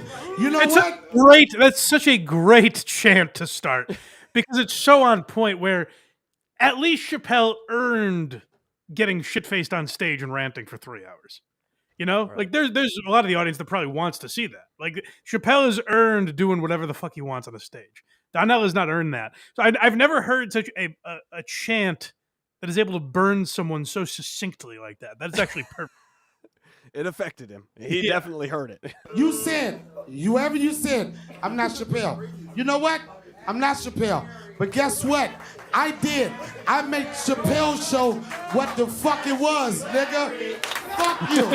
Ashy Larry. I mean, that's just delusional to say I made Chappelle's show what it was. That's crazy. That's like me saying, I make a blind Mike show. What it? Come on. Really, the only person that can say that other than Dave Chappelle, like if Neil Brennan said that, I would allow that. Okay. Other than that, I don't know who else has the fucking balls to say I made Chappelle's show what it was. There's two guys that could take credit for that. I mean, I watched Chappelle's show and I did not remember this guy's name at all. Yeah, it's a popular. Ashley Larry is a popular character, but yeah, you wouldn't necessarily. He's not a household name because of that. No. He was the foundation the show was built on. Ashley Larry. I made it what it is. What the fuck? Like the idea, like if you laugh at the Wayne Brady sketch, that's because of Donnell Rawlings. Doesn't make any sense. No. Hey, he's think about who else uses past credits and lives on them. This guy is the Black Stuttering John. And by the way, the crowd is the funniest aspect of this clip. Such a great, when he starts ranting about his credits, to start chanting Ashy Larry is such amazing timing. So shout out to them. Hero of the stupid. That would be the thing that they would do it if that was John. This is John. Okay. Well, yeah, I think I left that little bit in there. I think they cut a lot of this out. Yeah, So I guess he rambles on for a while. God only knows how much time this asshole wasted. Yeah. All right, let's move forward here. All right, here we go. This is the last clip called "Trying to Move On." Yeah, so they're trying to get back into the show, and he's just not letting them. Hey, how long they roast battle? What you gonna do? How long they roast battle? It would be over if you'd shut up. All right. Come on. First off, nigga, you're whack. Fucking got me, dude. No. Nice roast, Donnell. Wow. You're whack. As a comedian, like you wanna fuck with me, you're whack. This is a You good know I platform. wrote a TV show you were on, right? So what? This is again, so Keith Carey is a writer. I've seen him do a lot of these roast battles over the years. He used to do Louis J. Gomez's Roast Masters show. So like I vaguely know who Keith Carey is. He wrote a show that Donnell was on, which I'm not aware of what that show is, or I didn't go through his IMDb. But like, again, when you talk about the disrespect of this asshole, he doesn't even know who this is that he's on stage with. Didn't take a second to introduce himself or anything. He's just, again, fine to do. But if you're going to be so blatant about it, you have to embrace being the villain or just not do it at all. They're all losers. You're whack. So what? You're whack. Y'all can laugh. Listen. Donnell, come on. Jeff, don't do this. You don't have to see. You don't have to support what I'm saying right now. You know what? They got parking meters. They lose half this audience. You know what? Battle. All right. Good night. All right. Good night. Battle, battle, battle, battle, battle, battle. All right, everybody. It's on you. And that is that. You can tell how pissed off Brian Moses is. But like I said, Jeff Ross is being kind of a pussy about it. He's a star fucker. He doesn't want to ruin any relationships. I'm not stunned by that. That's just kind of how Jeff Ross is. But I'm glad at least Brian Moses took the reins to be like, hey, fuck you, man. You're on this show. What did you think this was? So just, I guess if you have a format of any kind, I'm trying to think. I think Donnell was on Are You Garbage? I might have skipped it actually because of this stuff. I figured he wasn't going to play along. So I don't know how that was, but I guess if you have a format, just don't have Donnell Rawlings on unless you're prepared to have it absolutely ruined. I think we should invite him on as a guest, personally. Oh, he's always welcome here. We have no real format, though. Well, come on. Darnell, we'll watch Tom Myers together. He's a horrible comic. He would allow that to happen, I'm sure. He would definitely allow. And by the way, take that back. That's our friend. I'm sorry. He's already watched. He's not watching any segment not about him, so he's out of here. All right. Electra, you ready for some super chats? Of course. Oh, can I say real quick, too? Those Tom Myers clips were from Stalin 19. I forgot to credit him. People get very angry. I want Stalin 19. Shout out, my brother. Go follow him for great clips like that. All the Clippers. Go follow all the Clippers. And Doom. Yeah, my buddy Doom, for example. All right. Is it going to get her again? Here we go. All right. $4.99 from Ray Perbutt. On Chappelle DVD, they say Donnell would show up on Stoned and take over sketches he wasn't originally in. Yeah, like he's just an asshole. What a nightmare. Maybe that's why Chappelle left. I don't have to work with that asshole anymore. No, well, he still does. He's Donnell still opens for Chappelle. I think they're like very good friends. So I guess the reason for that unearned arrogance probably is Chappelle, unless he's just always been like this. That's a little Zumach too, right? He does gigs with bigger comics, so he's got a little of the chip on the shoulder. This guy's... I suppose, but at least like Chad wouldn't do that. Say what you want about him. I don't think he would do that. And coming in with €5, Dang Lizard. Karl is clearly a spawn of Satan. His clubbed feet are a clear sign of his evil nature. So what did the racist that invited Iso for dinner do? Is there a punchline? Because I'd like to hear it if we're taking down that bastard. He probably knew about it. He said, Iso, keep getting out there, you know? Sow your wild oats is what Karl told Iso, I believe. $1.99 Cameo Blind Mike. Love the show. Craig is a creep. Thank you, buddy. Cameo Blind Mike, one of the originals. I appreciate you, brother. All right, one more here. In Tampaletic Converters, €2. Sorry. OJ steals milk and bubbleheads. All right. OJ's great. All right. Thank you to all the super chatters. We appreciate that. And what's next? Up next is a clip that might have more N-words than the last. Hey, just kidding. No. Anthony CUMIA. Oh, that's right. I forgot about yes, we play a lot of Opie going after Anthony, and Anthony rarely responds. So when Anthony responded this week, I figured maybe we should take a look at this. Get the other side for once, for goodness sake. By the way, Anthony CUMIA apparently working for WABC Radio in New York. Anthony CUMIA is returning to radio. For Sid Rosenberg, political show, I believe. Yeah. Well, they're doing different shows. It's the same station as Sid, but I don't know if Anthony's doing mornings or middays. I guess it's not affecting his other show. I never understand why these guys want to get back into radio, but I guess if Anthony's still doing his podcast, then it's just kind of proving he can still do it. I wonder if some of that is a fuck you to Opie, because Opie so desperately wants to get back onto radio. So the show from MLC that was banned is up on Rumble right now. It has this guest who's like an author and wrote a book with Anthony. And his theory is like, oh, he's only taking this job to fuck with Opie. He doesn't care about the money. He's like, just let me sign that contract. I like spite employment. I like ruining your days. just spite Opie. I do respect that. So good for Anthony. It'll be interesting to see. I can't imagine he won't be able to do it. As far, like, he'll obviously stick to FCC guidelines and everything. He's a pro as far as that's concerned. Although, you know what? Maybe I don't know. He's not been on radio in a long time. That business has changed. Right. I wonder if Anthony's going to get sick of that very quickly just because of all the restrictions that would be in play now. Is WABC still owned by ABC? Or is that just I think it's just a title. I think all of them were sold together and sold out of it because the radio. Because that would make no sense if they were owned by Disney.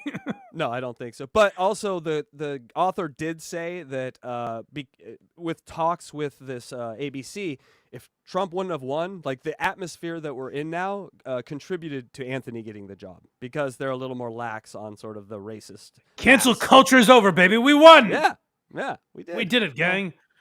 So shout out to Anthony. That's very interesting, the idea that he's going to be back on radio. I'll be curious to see how that plays out. I was going to say, I can't imagine a guy, Anthony's age and all he's accomplished, he's going to want to be back on regular radio and deal with all that bullshit. But I guess it's something he can just walk away whenever he wants if he's not enjoying it, you know? I think it's the ultimate challenge to kind of go back and use words in a fun way where you can't say, like, if you're doing both. If he said I'm quitting my podcast to do radio, forget about that makes no sense to do AM radio. But then an inward will drop out. A bomb will drop out on AM radio if you don't let him do his own. You can't keep him bottled up like that all day. Yes. All right, this first one's called Trolls. Okay, yeah. So this is Anthony talking about the Opster and dealing with trolls. He loses his mind when he looks into This his is also chat, Stalin which he 19. does Shout out to constantly during his what he would like to call a show. And then somebody will say something like, "Did you hear Anthony was shitting on you with his friends or something?" And they're lying. They just, I might have mentioned his show or his name came up when I was talking about Owen, and the trolls know it. Like, he gets like 30 views during his live streams. He gets 30 people that watch live. And out of that, I have to assume that maybe 5, and that I'm really giving him the benefit of the doubt here. Maybe 5 of those people are actual fans. I would assume the other 25 are hate watching, are trolls building up a rapport so they could pull the trigger at some point, or they're sarcastically trying to annoy him about me. Some of them just pop right in and go, "Anthony was shit talking you." And then without any checking or anything, he just goes, "He's soulless, that prick," and then just starts shitting all over me when I hadn't really done much of anything. I'll critique his show. That's all accurate, by the way. I've listened to both shit on each other. And when Anthony does it, he makes fun of Opie's show. I mean, to say critique, he shits on Opie's show. Like, that's the one area where Anthony's being disingenuous or maybe tongue-in-cheek. Like, he shits on Opie's show, but he makes fun of the show that Opie is putting out there to the public. Opie will call Anthony a racist, a terrible guy. Like, Opie will really get personal with it, whereas Anthony is making fun of the show. Now, I will say, this has all been said before between these two. Part of the reason I wanted to play this is because I wanted to ask the question, how long does this go on? Like, these two men are in their 60s. They haven't worked together in almost 11 years now. It's been over 10 years since they worked together. They haven't spoken to each other in 9 years? 8, maybe? I think it was like 2016, 2017. They did those shows on Opie's show together, or the crossover shows that they did. So 8, 9 years they haven't spoken to each other. Like, when does this end where they stop shitting on each other and just have separate lives? I guess my answer might be never. Because Opie needs that. If you look at Opie's views, Anthony could take a break. I suspect on WABC, Opie's name probably won't ever be mentioned. If you look at Opie's feed, the only videos anyone watches are Opie slams Anthony. The Opie and Anthony show would have been better without Jim Norton. Just like, stupid shit to try and get a reaction from people. And people are, as I know with Why You Laughing, people are thirsty for Opie and Anthony content. Like, those are some of my most viewed videos is Opie and Anthony related stuff because it left such an impact. It left people wanting more. So people are thirsty for that content. And Opie's aware of that. Anthony has found other stuff to talk about. It might not seem like it here, but I guess that is what I wonder is like, how many more times does Anthony respond before he's just like, I can't do this anymore? They're both guilty, like they are both guilty in this. Opie is obviously much worse, but Anthony responding gives Opie oxygen, I think. Do they ever do a show again together? I'm done with that. There's no point. Okay. Unless they would have it out and talk. That's the only way a reunion show is and you can't do it at Skankfest. Like, the idea of doing it in front of an audience, I think, is very silly. The idea of 3 of them in a room talking about their issues is intriguing to me. I liked when Opie and Anthony sort of had a reunion and talked for the first time on air. It was a nice moment. You saw their chemistry immediately snap back, but they didn't talk about any of their issues. Right. It gets very phony with the 2 of them. They were never able to address those head on.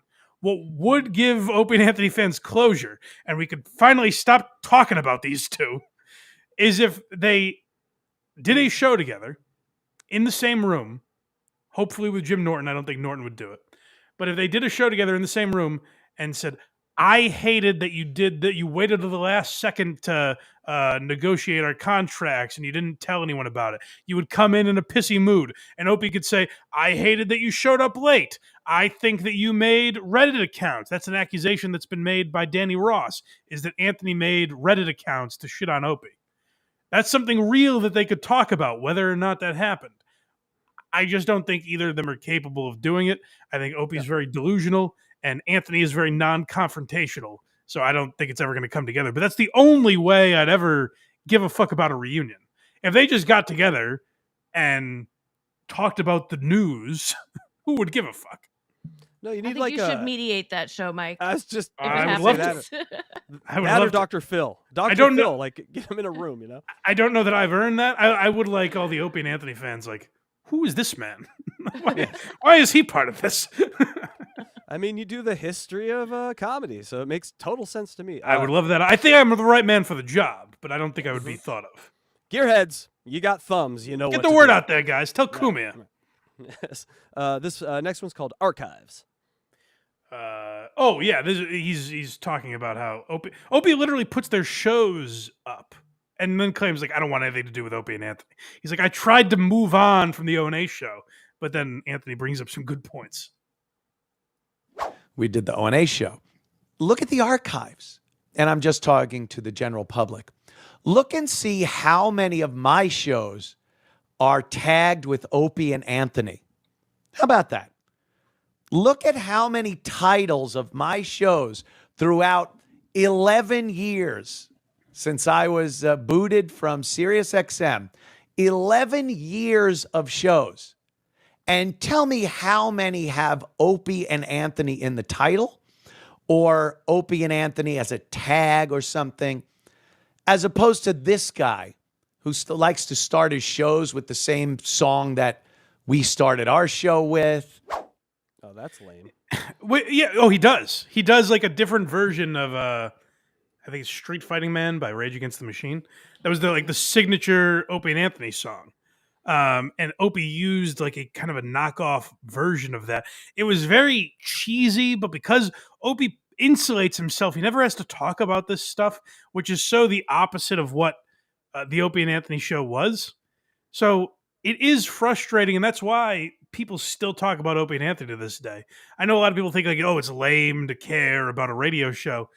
There was no closure on that show. And the idea that one of the guys is still so bitter and angry, and they never had it out, they never talked about these issues, I think it is fascinating to a lot of people. And I, as a fan, definitely get it. But psychologically, I think it's also very interesting to watch a guy tag all of his shows with Opie and Anthony stuff. And then when someone mentions it in his chat, go, oh, why do I have to address Anthony? It's like, well, because you made your life around. It would be like if Anthony went on his show and was like, oh, why do you ask me about black people? It's like, well, because it's all you talk about on fucking Twitter, Anthony.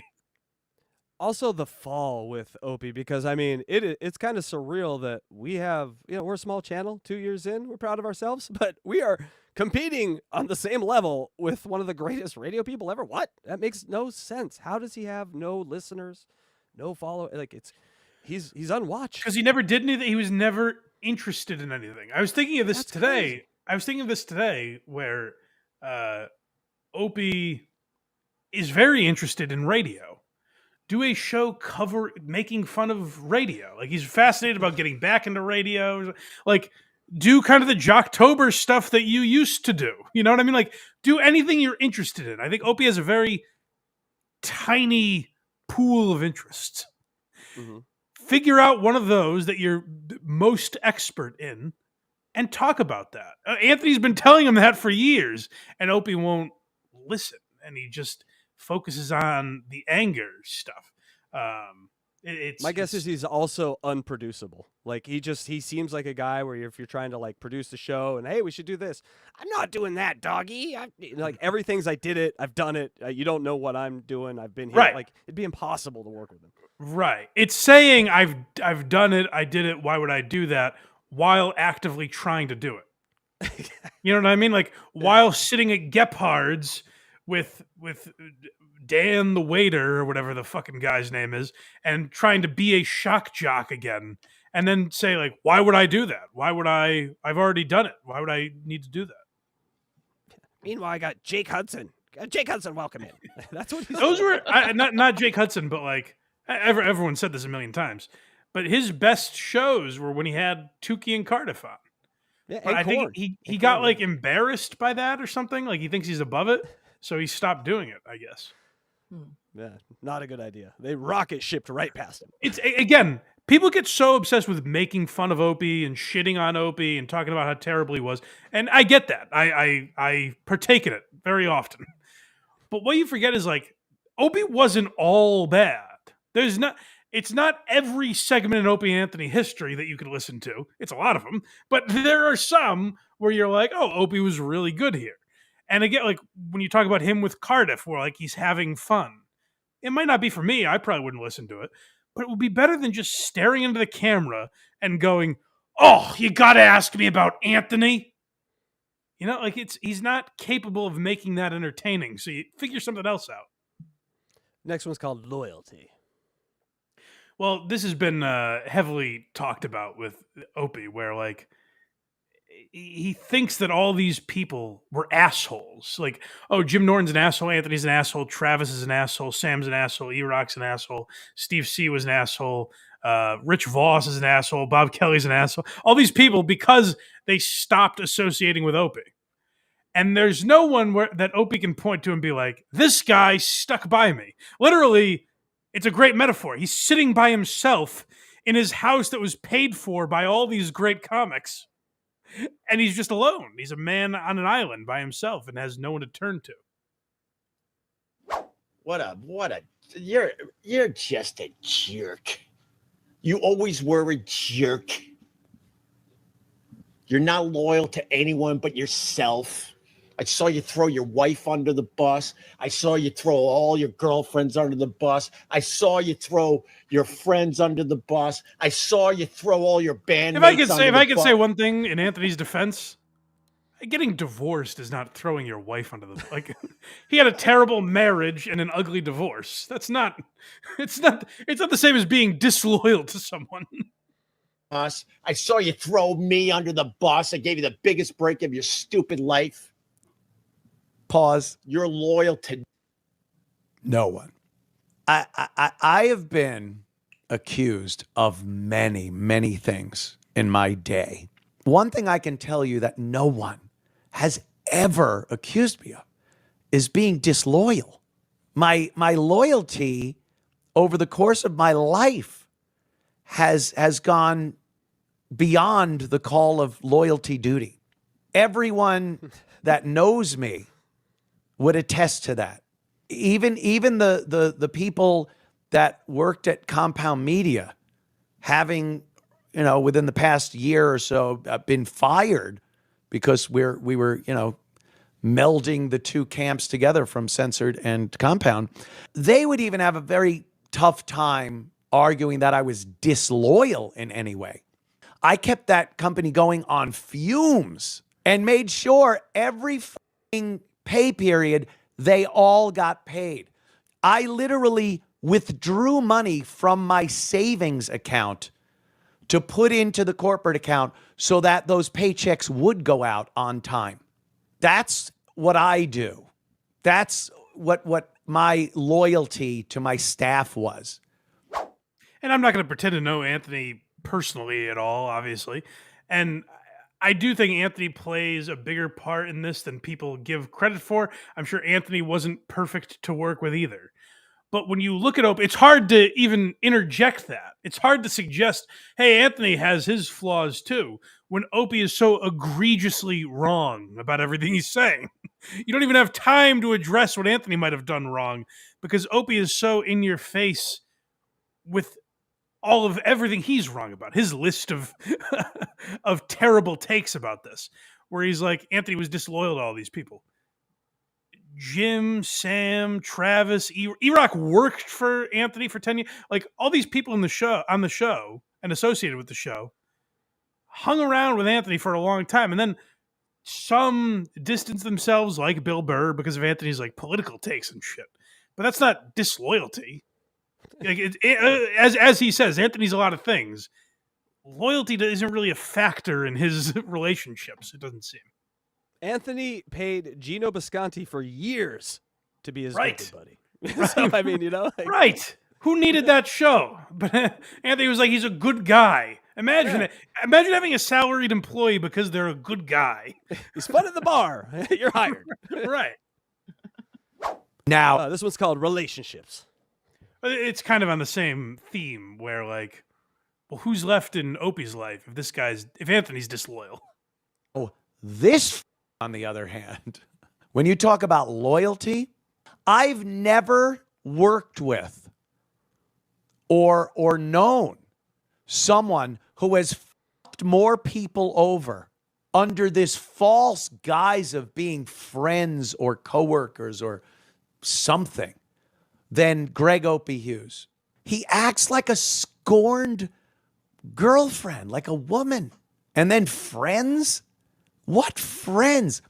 I am dear friends, real friends, with the same friends I've had from the time I was in high school. So from that entire time period, from the time I was 16 till now, I have made and kept friends.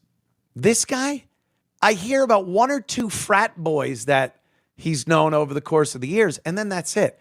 And then there's just people he feels he can use and utilize to get another jump up on the social media YouTube thing, whatever it is. Whether it was Karl or you know, the comedian of the week, and now it's these Gephardt guys. Whatever his friend of the week is that could help him, that could give him a place to do his show, a bar, that could give him material. There's a nutty guy that comes in and just spouts off insane rhetoric. They supply him with beers down at this bar, I guess. I don't know. I don't know the financial arrangement. I guarantee you, though, that they're making no money. I've said this 1,000 times. There is not one person that I know of that we have worked with over the course of the Opie and Anthony show that have remained friends with Greg Opie Hughes. I don't know one. Every single one of them. I went to WAAF for their farewell broadcast. I went on the shows, Mistress Carrie. We went out, we drank, we laughed, talked about good old times at WAAF. The only time Opie's name came up was when people were conveying a story about what a prick he was to them. But it's my fault. I like that we played clips with the N-word, and then these clips have the F-word bleeped out. Selective. How magically influenced all these people. It's batshit thinking. There's a reason. If the majority of people you've ever known or worked with don't like you, it's you. It is kind of amazing, and that's another point that Anthony's made a million times over the years. But it is amazing when you think about it that there's not one guy. I'm not talking about best friends. Like, it seems like Anthony and Jim are friendly, and E-Rock worked with Anthony at Compound Media and stuff. I don't think you need to have that level of relationship. I'm saying that it doesn't seem like there's anyone from the Opie and Anthony show, the long history, 20-year history, or even like associated with the Opie and Anthony show, like Ron Bennington. There's not one person I can think of that Opie has had on his podcast to have a friendly conversation with, or that he mentions like, hey, I talked to Ron Bennington the other day, or I talked to Sam Roberts, or whoever. There's no one that he's even kept in contact with to be polite publicly. You know what I mean? I'm not saying you need to be best buddies and text all the time or anything. There is no one from that show that, like, sends a Christmas card or would come on for an interview. Like, that's the level of bridge burning that Opie did. And that is significant to say that, like, at least some of these people will say hello to Anthony if they saw them in the street. It seemed like everyone's had such a miserable time with Opie that as an observer, you really have no choice but to be like, this guy must have been the problem. Like I said, Anthony absolutely must have played some part in it. There's no one-sided relationship in that way. Like, Anthony must have contributed in some way, even if you want to just say Anthony should have called him out for his bullshit, 15 years earlier than he did or whatever. In some form or fashion, Anthony can take some blame. But the evidence is that not one person kept in contact with this guy, has a nice thing to say about him. Like, you don't even hear people now with all this shit talk pop up. Like, it's not, E-Rock doesn't come out and say, well, he actually wasn't all bad. Like, no one has a nice thing to say about the guy. He got fired for filming a guy shitting at work. Like, everyone across the board hated working with this man, and Opie's never addressed that. He just says, like, they didn't like me because I was the boss. A lot of people love their boss. A lot of people mildly dislike their boss. There's not, it doesn't have to be like, oh, well, I was above this person, so naturally they hate me. That's a uniquely Opie thing. I don't know a lot of people with that story. Boss horror stories, definitely. We all have a little bit of those. So it just sounds like he's a terrible boss. Don't want to work with him ever again. Nope. Sure. But even the bosses I've worked with that I didn't like probably have some, like, if they call, there's someone in their phone that if they called would be polite to them. You know what I mean? Right. Never mind, like, hang out with them. Would just say hello and be friendly. This man only has animals at this point. That's the only thing that can love him. Right. This one's called Control. Yeah, this was a big thing with Opie, is like, he would talk about his mother being a narcissist a lot and how that deeply affected him, which I believe is true, because I think it affected him to the point of a lot of his own personality traits coming through. We would go into a meeting with the bosses, whether it was anywhere. Not so much AAF because we didn't really have anyone working for us. But once we hit NEW and started getting a production team together, it started. Opie realized he could have something over on the people that worked for us if there was this constant threat that they were going to be fired. This is what he did. So we go into the meetings with these bosses and kind of shit talk. This little subtle shit talking of a couple of members of the staff, or he'd pick one to concentrate on for a given amount of time. He'd be like, we wanted to get this done, but, I put it out there and he dropped the ball, or, I just don't hear back from these people. And the bosses, they take note, and then maybe next meeting, he brings it up again, right up until the bosses go, hey, we can replace, if you're not happy with this guy, we could absolutely replace him. I'll put an ad out. We'll go in company. We'll get somebody. And then here it comes. No. I'm not saying that. No. Look, I'll have a meeting with him and we'll turn it around. Then he goes to the person and goes, Dude, I just saved your ass in there. They were ready to. Can I say, as a listener, I guess I don't know 100%, but as a listener, I'm certain this is true because every guy that Ben Sparks, Rick Delgado, Danny Ross, Steve Carlisi, every producer that left the Opie and Anthony show, Opie would always say, man, I saved this guy 1,000 times, and then this time I just couldn't save him when he got fired or whatever. Like I did everything to save this guy. I would always hear that. And I remember even like as a younger man thinking, how do all these guys get into situations where they need saving hundreds of times? Why did their job need to be saved every day? That doesn't make any sense to me. And it makes so much sense when you hear Anthony lay it out like that. That is a very passive aggressive thing to control someone, to kind of say to someone who doesn't know, someone who's not working with them up close and personal, but has that sort of power to be like, this Ben Sparks is a real piece of shit, or Steve Carlisi is lazy, or whatever. And then save their job so that you can say, hey, man, I saved your job. Yeah. He wants a world where no one can criticize him, so he's going to go out and save everyone before they can criticize him, so he's their hero. Can't criticize me now. But he's saving them from him, who put in their heads that they should be fired. Well, you push someone off a cliff and you save them. Technically, you still saved them. So It's true. The first part. And you. And, they're ready to fucking hire someone else. You got to step it up, bro. So we would do this to the staff. And if you don't believe this, ask any of the staff. E-Rock, Travis, anyone that worked with us at Sirius Satellite Radio, Sirius XM, WNEW. So he would do this. And subsequently, some people would. He would, set them adrift. And Carlisi was one of those guys. Steve Carlisi. And Steve, he definitely had issues.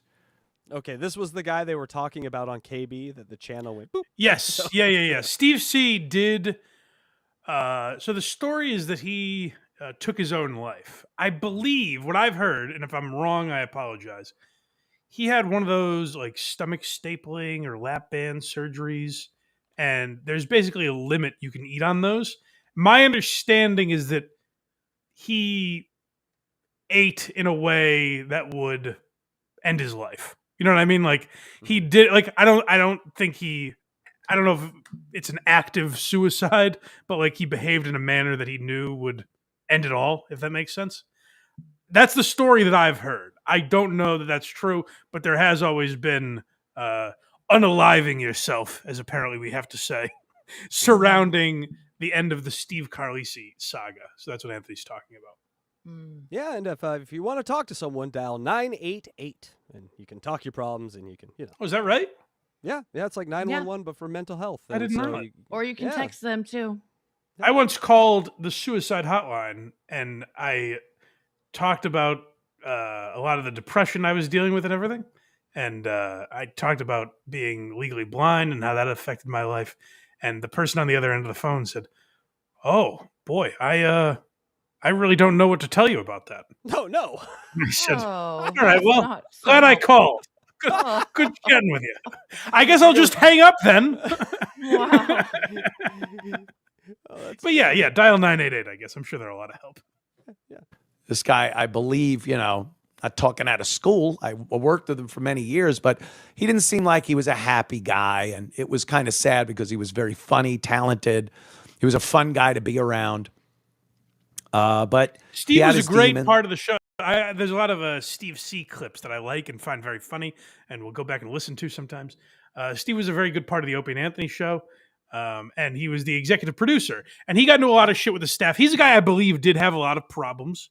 And I mean obviously Anthony's talking about his mental problems, but I'm saying like at work, he had rivalries with a lot of the staff, Danny Ross in particular, but everyone he kind of butted heads with. So I believe that Steve had sort of an issue with a lot of the staff, and probably his work ethic wasn't always great and stuff. So there are elements where maybe Steve's job was often in trouble.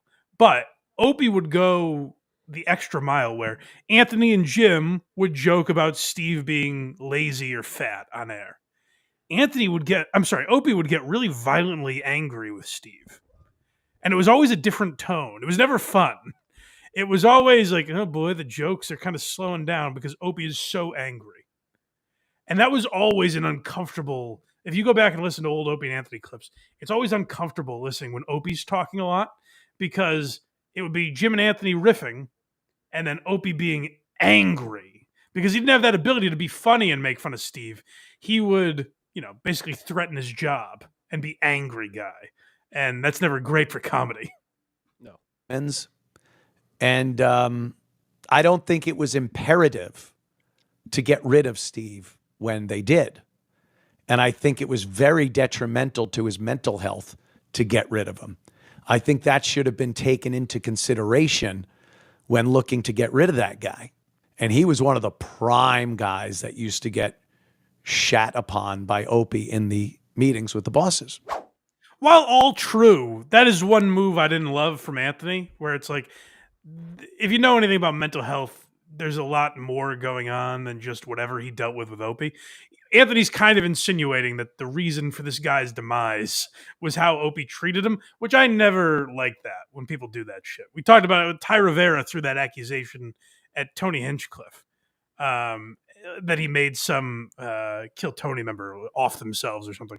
And it's like that idea, if you know anything about mental health and suicide, it has nothing to do with one interaction or one relationship. It's a much greater thing. So that move I didn't love that Anthony throws out there. And Opie's response, which I heard on WATP, great show, by the way. You should check it out. I heard on that show that Opie said, he's like, well, Anthony didn't go to Steve's funeral, and I did. And it's like, on both, for both of them, what are you guys doing now? This is now a fucking ping pong match between who treated Steve Carlisi better. This is where I wish they would talk about these issues because when they don't, it just gets very petty like this. So that was part of the argument I didn't really like. And then it just fuels people on Reddit to be like, Opie, you did this to Steve C. When I'm sure Opie didn't help. But that's not what contributes to that. So that part I didn't love, but I do think it's interesting to hear Anthony talk about the way Opie treated a lot of the people around the show at that time. And it does make you kind of look back the way Opie talks about Anthony now, where he's like, you're garbage. You've always been garbage. I've always hated you. I believe the real Opie is the guy that cried on air and was sad that he lost his friend. He was legitimately, the first time they got into it, Opie wept openly on air. And I think that was the real Opie, a guy that was sad that he's not friends with this man anymore. And everything after that has kind of just been fake bravado and shit. So last one here is called Out of Place. Oh, right. Okay. I forgot we had one more. Let's hear it. Yeah. And part of the reason was the recognition that myself and Jimmy got for what we were there for, the show, being entertaining, being interesting, being compelling, being funny, getting the accolades, the bits that people would talk about when we're out on appearances. Opie would have to sit there while we're signing and have people come up to me and Jimmy and go, God damn, dude, I had to pull my car off the road when you guys were talking about this, that, the other thing. And Opie's just sitting there. No one mentioned one of Opie's bits, segments. Oh, remember he threw the poker chips at the woman. Yeah, I remember that. Oh my God, he smashed the CD and Bernie Gets One crazy. Sure, great one. What have you done for me lately? And when that really started taking hold, he needed a position, a place in this show, because he was starting to feel like he didn't have a place. He said that before. I felt like I was an outcast on my own show. So it went like that for a while, and he thought, well, I'll be the guy that they're afraid of. I'll get that respect out of fear. I won't sign a contract until 1 minute before it's due, letting everyone sit around wondering if they have a job tomorrow. They've been working at this job for years. They have families. And Opie sitting there going, will I sign? Won't I sign? I'll wait 1 minute to 6, and I might sign it. Imagine putting your employees through that. They're not going to look at it and go, wow, that was so cool. I respect that guy. They're going to go, what an asshole. And then years later, when they talk to people and his name comes up, they're going to go, what an asshole. So he wants to talk about loyalty. He wants to shit on me about loyalty. Get the out of here. I'm an internet tough guy. Just ask Kevin Brennan. He's incapable of answering this back. He can shit on me more. He'll do that. But he'll never be able to address everything I just said about the friends and former employees and bosses even. And that is why Anthony's side of the story is so much more believable than Opie's. Because, just listen to the clips we played. You've heard Opie before. Such a more talented and articulate broadcaster. He's able to convey his points, and that is helpful in these one-sided arguments. It is also why, like I said, I wish they would have this out on air, because I don't know what the next step is. Are you guys just going to keep doing this into your 70s where Opie says something, and then Opie says something, and then Opie says something, and then Anthony gets fed up with it, so eventually he says something? Is that cycle just going to keep repeating? Because I don't know where else this goes. I think because it is so lopsided, and so one person is so clearly like on the high ground and correct, and one person is so clearly wrong, that it's going to go on forever. Because Anthony just will forget about it because he'll take the high ground, and then Opie will say 20 bad things in a row, and he'll have to get back down and talk about it. If they were more equal, they'd have to squash it because it's destroying them both equally. But it's not equal. It's why Opie would never have that debate, and Anthony would. I believe that Anthony would be willing to lose the debate. He's not going to the debate. You're going to lose, right? You know? And when you hear a guy like Anthony break it down point by point, and the response from the other guy is he's just garbage. He's an asshole. Doggy. He's a piece of shit. Isn't he racist, guys? Yeah. It's like, well, that's got nothing to do with the argument. Now, maybe Opie has a lot of great points. Like I said, I'm sure Anthony contributed to the negativity in that relationship somehow. But we never know it because Opie's incapable of articulating that. Yeah.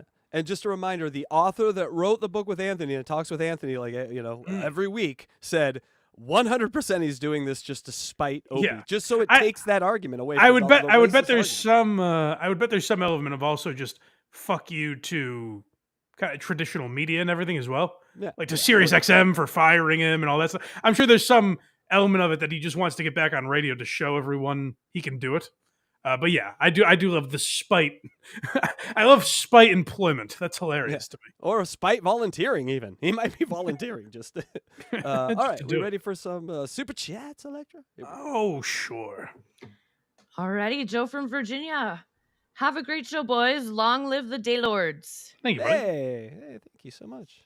All right. Oh, it's the same one. Sorry. Here we go. Icon buckets. Casey wanted to show that one again. I did. I couldn't believe it. I think Casey wants to read this one. Icon buckets, $2. CUMIA did not try to. Oh, okay. Go ahead. What did he say? Navigate it as best you can. There's an accusation that maybe CUMIA was involved with some younger ladies. I'll just put it that way. A lot of people have said that. There's a great. Is it Beige Frequency? I think it's Beige Frequency. Maybe Porcelain did one as well. But Beige Frequency has covered this. I don't know the validity of those claims, but it has been made on the internet. Icon Buckets ends it with hashtag not a good guy. I can read that part. Go ahead, Electra. Thank you for putting that. You are so welcome. The one pun, $2. Opie was never the funny one. He doesn't get that. Yes, the self-awareness. Tough for him to handle, yeah. All right, we got a few more here. Joseph Collins, $4.99. Just imagine being Opie's wife going to sleep every night. Is she a full-blown alcoholic now? I was on with ROTC, and we came to the conclusion, right? Do you think it's possible Opie's family doesn't exist? Because there's never noise in the background. No. He doesn't really have stories about his family, which he's always been kind of a private guy in that respect, which I have zero problem with. But there's never, I was doing this with my kids earlier, or here's something funny my wife said. Nothing in the background ever. No trinkets of a child or another person. It's an living in the house interesting on the theory to suggest they don't exist. I'm not saying it's true, but it is interesting. Show us your family, Opie. A few more here. Dang Lizard €2. No one has anything positive to say about Opie/Karl. Right, the two monsters to work. That's a good point. Yeah. It's kind of like talking about Opie with Steve C is kind of like what Karl did to me. Thank God my mental health has stayed intact. Hamilton Burger, $2 Don't do it, Mike. That's letting Dat Fan win. Thank you, buddy. I appreciate that. Cannot let that happen. All right, last one. That is, I will accuse. I know I said it was wrong to accuse any one person of someone's undoing. I will write a letter about Dat Fan if I ever decide to do it. Last one here. Icon Buckets, $2. Tried to buy segs from self-cutting for a laptop. All right. I'm sure No that's clue. some coded message, but Yeah. I don't know what it is. Hey, Mike, No. can we do a creative writing experience where you just write that anyway?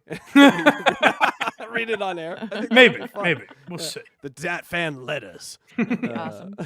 All right, now we're going to another fun guy. Owen Benjamin. Credit to Casey Day for tipping me off to this. How did you find this? I don't know I can't Twitter. imagine you're watching Owen Benjamin. I've never watched the show ever. It just came up on my phone, and as I clicked it, he goes, "Fuck Shane Gillis." I go, hey, wait a second. I didn't realize it was live because you told me he was talking about Shane Gillis, and the moment I clicked on it, he's like, "Shane Gillis is a terrible guy." I was like, "What the fuck is this?" And then we passed it back and forth the video 5 times because Yes. it kept getting blocked by YouTube. We figured it out.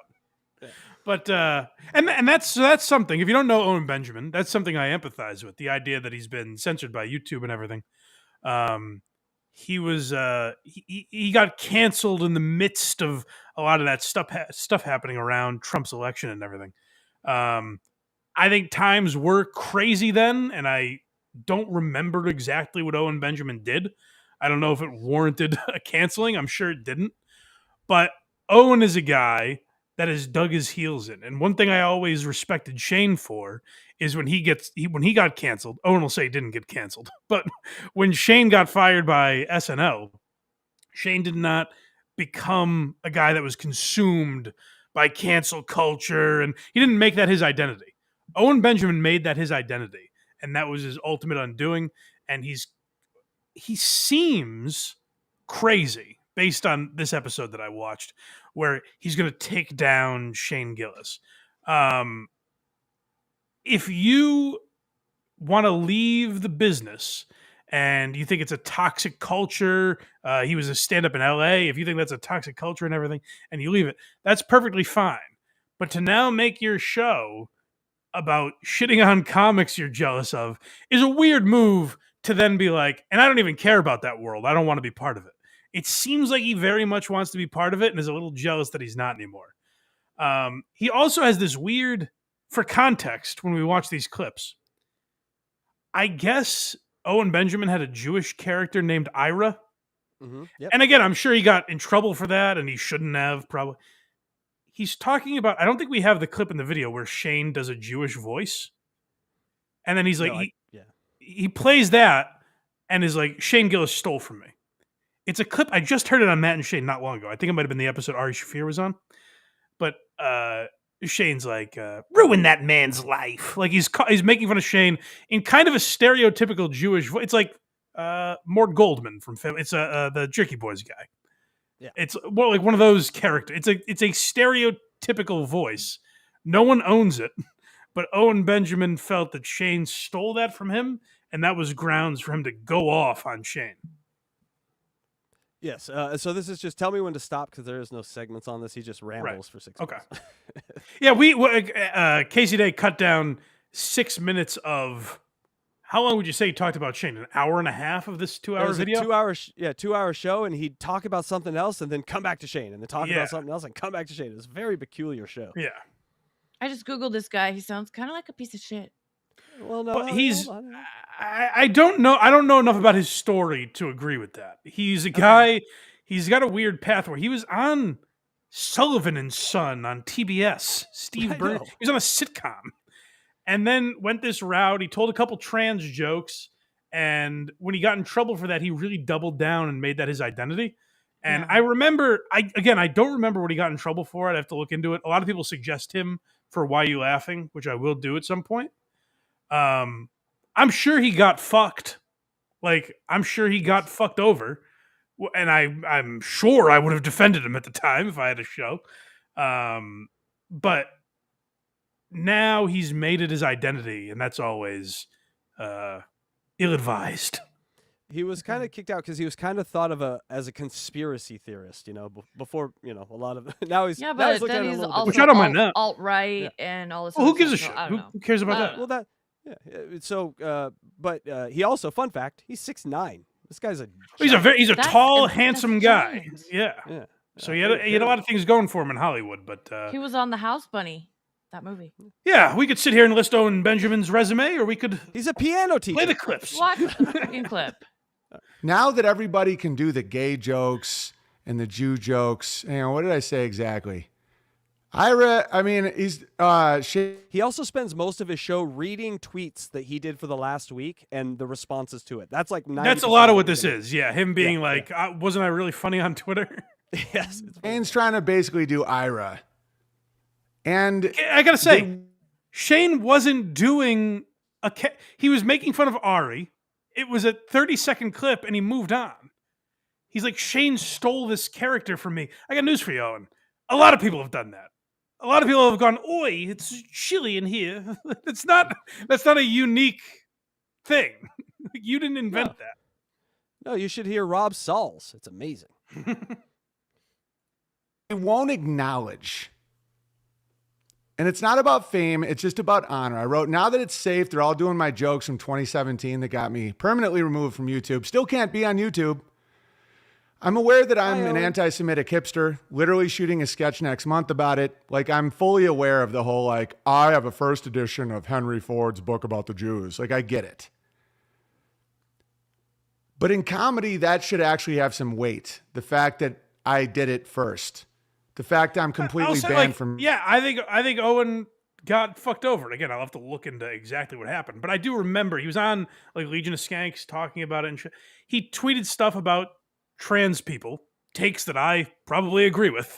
And he got shut the fuck down for that. And then he became one of these guys that wasn't allowed to have a YouTube channel. And people took a bunch of stuff away from him for opinions that he had, which I find to be fucking insane. So he did get fucked over, but now he's let it affect every opinion that he has on everything. And he looks at Shane, who has nothing to do with Owen getting kicked. I don't even understand the correlation, but he's saying that Shane stole something from Owen Benjamin, which I don't get, because Shane has made Jew jokes and trans jokes. That's stealing from Owen Benjamin. Owen should be happy that Shane's allowed to do it now. Owen blazed a trail because of guys like Owen. Because that stuff was so crazy, people getting stuff stripped away from them. Now we're kind of back. Like we just talked about with Anthony Cumia getting a radio job. It took people like Owen getting railroaded for us to go, all right, let's ease the brakes a little bit here. Let's all fucking calm down. From YouTube, even just me playing the piano. For jokes, the biggest comics in the world are now openly doing should get more uproar in the comedy world, or at least a little respect. But it doesn't, because they're cowardly, alcoholic homosexuals. Well, Owen, you get more flies with honey. If you want respect from these people, maybe you kind of have to talk to them with respect. It's weird that he's like, these are all monsters. They're alcoholic homos, or whatever he calls them. But he wants their respect so desperately. Well, why would you give a fuck if you think they're all terrible people? Why would you sit there for 2 hours and be like, I need their respect. They should be saying how great I am. And also, they're pedophilic monsters. I posted that.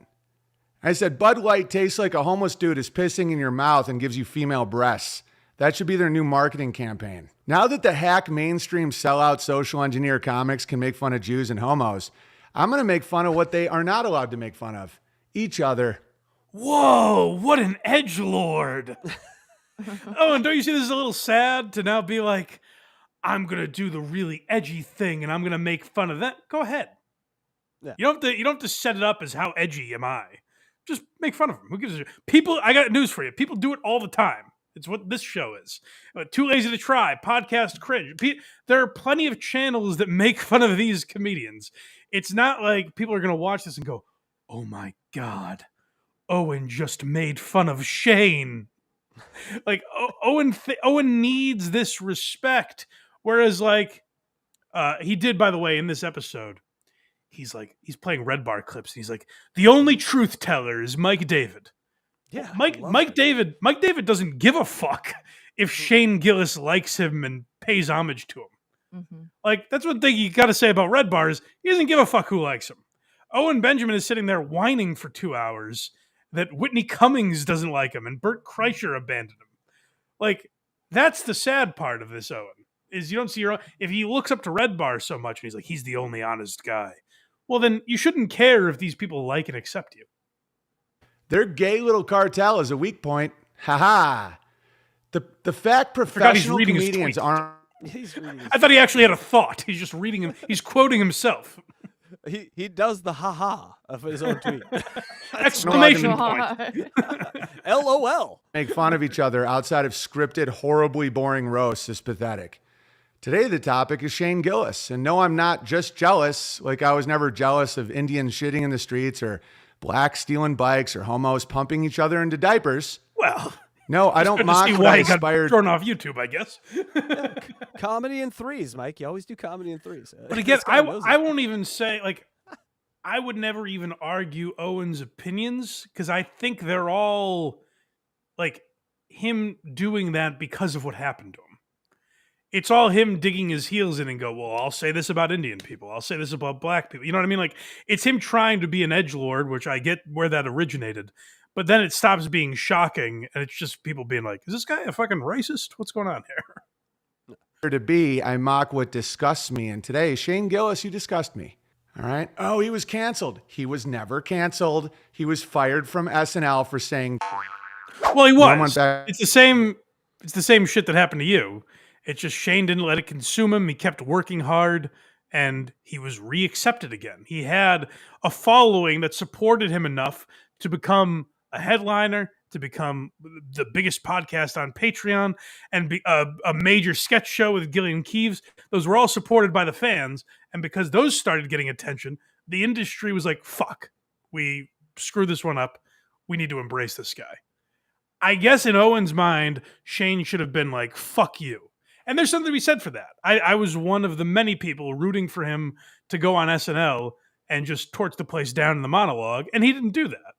But I don't think you need to, just because it's what I would have wanted. I think it's probably better for his career. It seems like Owen wants what Shane has. Yeah. So to criticize Shane for doing that does seem strange to me. I don't fully understand it. Owen Benjamin seems like Jesselnick with stakes. Right? It's not about some like amorphous thing. He actually mentions a thing that will offend and then gets the shit from it. Where Jesselnick kind of walks away scot-clean because that thing doesn't really exist. Yeah, but this is what Owen does. Is he accused Chappelle of stealing a trans joke from him. Those were similar, by the way. I watched the breakdown of those, and they were similar jokes. I don't think Dave Chappelle was watching Owen Benjamin clips and being like, oh, this is a joke I'll do. I'll think it's a premise that it makes sense that more than one person got there. And it was a good joke. I don't even think Owen's unfunny. I just think this is kind of gross. And it's like, this is what happens with guys like Owen and Red Bar to a degree where it's like, when your whole thing is shitting on people, when you have to be negative, sometimes you're going to miss. And I think him shitting on Shane is missing, in my opinion. Now, I see it in even our comments. It's working to a degree because I see people being like, oh, Shane is now part of the problem. Shane's now an industry guy. It's like, if you watch Shane or listen to Matt and Shane's podcast, it's no less funny than it was 3 years ago. And if you say it is, you're pretending. You might, if you don't like him, that's perfectly fine. But it's not like Shane is suddenly some hack because he was on SNL and he's in Bud Light commercials. Back to SNL, he didn't apologize. He called the show shit. Yeah. These These frickin' trannies, like this guy, Shane Gillis. Ooh. And I posted that, and I said, I really went to war with this prick today. Notre Dame sucks too, by the way. Oh, come on, Owen. That's too far. Don't go after his football team. I wrote, the thing I can't stand about mainstream comedians like Shane Gillis, why does he have to Photoshop his headshots to look more glamorous and handsome? It's so vain. You're a comic, not a male model. I had senior pictures done. I think just professional photographers do that. I don't know if Shane's going into the computer and doing it. Yes, I want final edit on that picture. No, that doesn't sound like a Shane Gillis sort of move. This is Shane's new headshot. I can't believe how much effort went into making him look airbrushed and flawless. What a sellout. For those of you just listening, it's a leprechaun with Down syndrome angrily drinking a Bud Light. You know, really. Well, I mean, crushing. while the leprechaun insult is really biting, I can't believe he went there. He called an Irish guy a leprechaun. How did YouTube ever let him on? That was crazy. But He's like, also dressed as a leprechaun too. You can't see the picture, Mike, but he's dressed as a weird leprechaun, I guess. And so he's looking at a picture of him. Owen, how could you do that? But like the trans thing or calling Shane a lesbian, or it's like Shane does that. Like that's what this whole thing was. Is like he looks like he has Down syndrome. So yeah, Shane has a joke about that. This is not. It was just a terrible takedown because there was nothing to it. It just felt like a guy that was very jealous. I'm amazed it came across our radar. I'm amazed Casey found it. I watched the whole thing and I was waiting for something that was cutting and biting that I could be like, ooh, okay, now this is why this guy got censored. It never came. Here's the thing. Here's where like Owen was bad at this, where it just seemed like he was trying too hard. Is like he didn't even have clip with Chappelle. Owen had clips of both their stand-up where absolutely, I don't agree with it, but absolutely you could watch those clips and be like, oh shit, Chappelle stole that joke. It's the same joke. I totally get how you could come up with that. He didn't even have that. He didn't have anything that Shane stole from him. So Owen's like, I'm not, by the way, I'm not jealous. Maybe that's true, but it really seems like you're jealous when you have nothing to back this argument up with. You're just like, he's famous, so he sucks. Sorry. Bitch. Okay. If anyone is like my hero is Shane Gillis with the Down syndrome face and YMCA steam room mustache, drinks Bud Light, so I will too. You deserve the giant female tits the Bud Light will give you. The show Tires sucks. Not only is it not funny, after watching more than a few minutes... He's reading this. I didn't know he would go there. No wonder this guy's off YouTube. He goes there? He says your show sucks? Oh, man, this is an edgy guy. With Tires Blow would even actually have been a joke. I mean, you try something. This is the problem people like Owen Benjamin and Gavin McInnes have. Like, at some point, it stops being edgy to be like, hey, fuck trans people.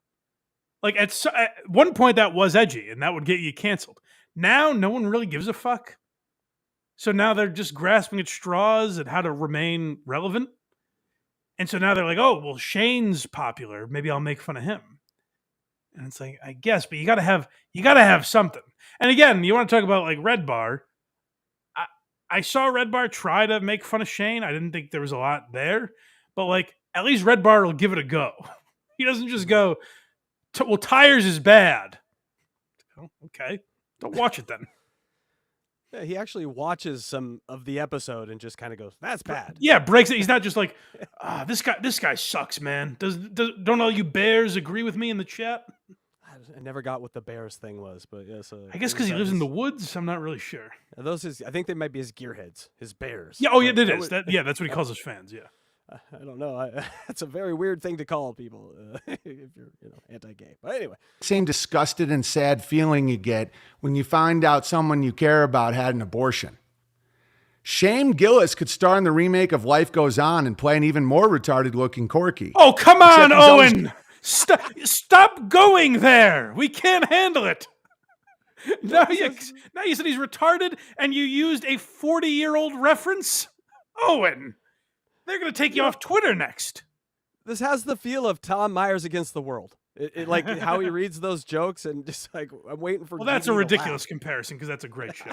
Yeah, but, why is he reading it? Is he just reading off of Chat? He's GPT, reading his own. Chat GPT wrote him or something. He's reading his own tweets. He's quoting himself. Oh.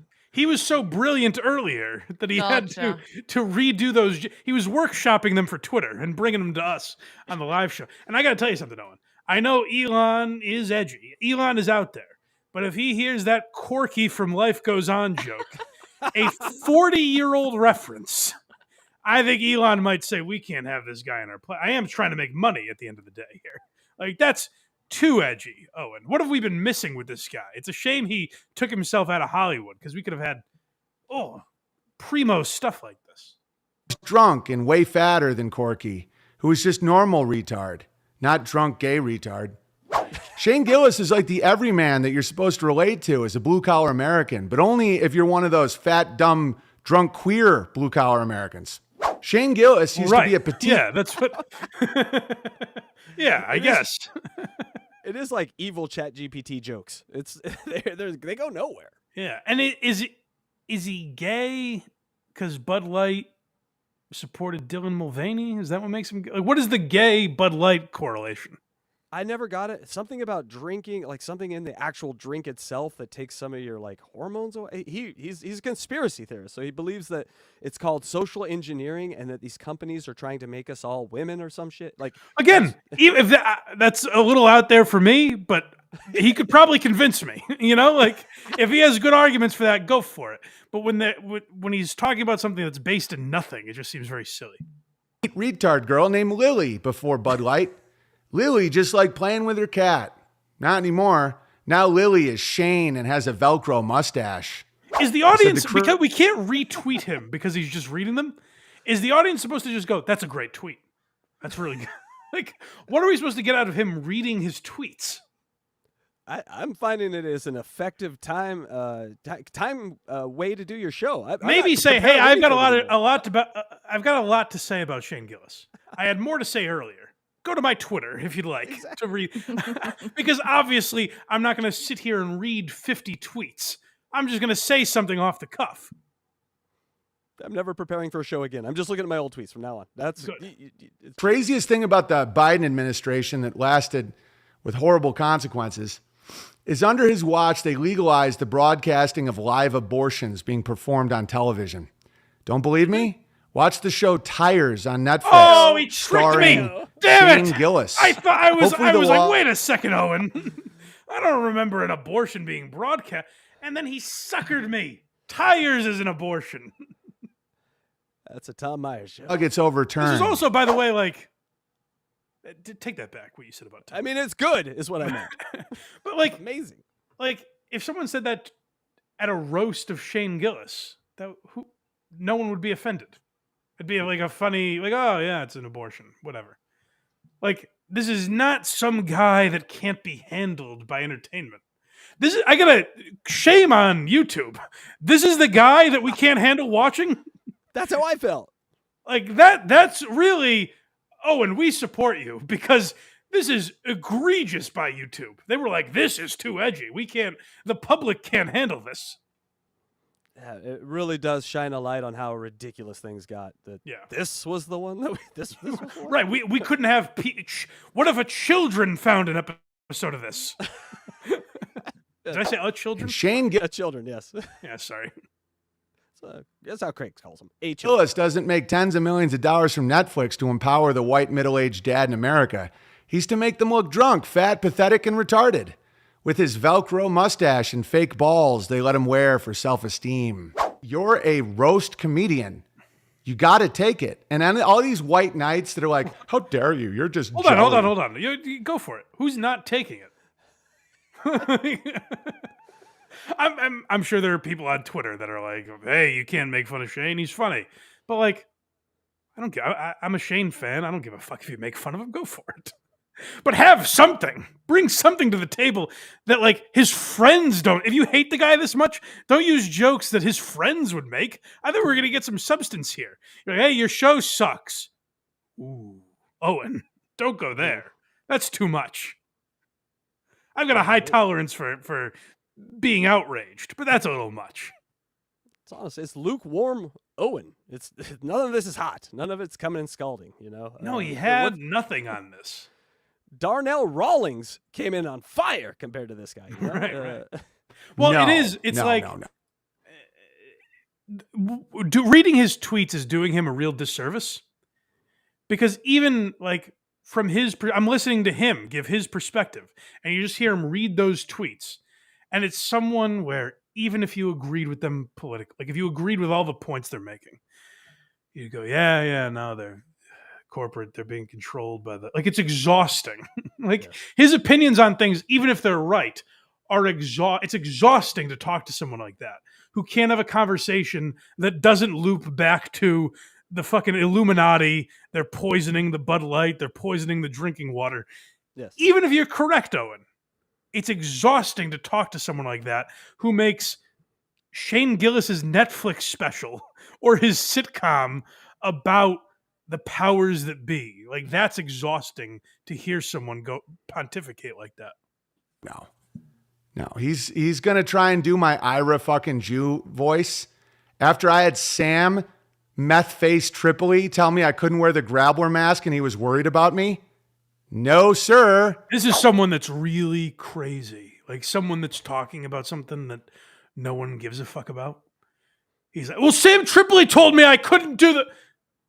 Owen, none of us give a fuck, man. Like, no one... You have not been held down by Sam Tripoli. Go make fun of Sam Tripoli, that's fine.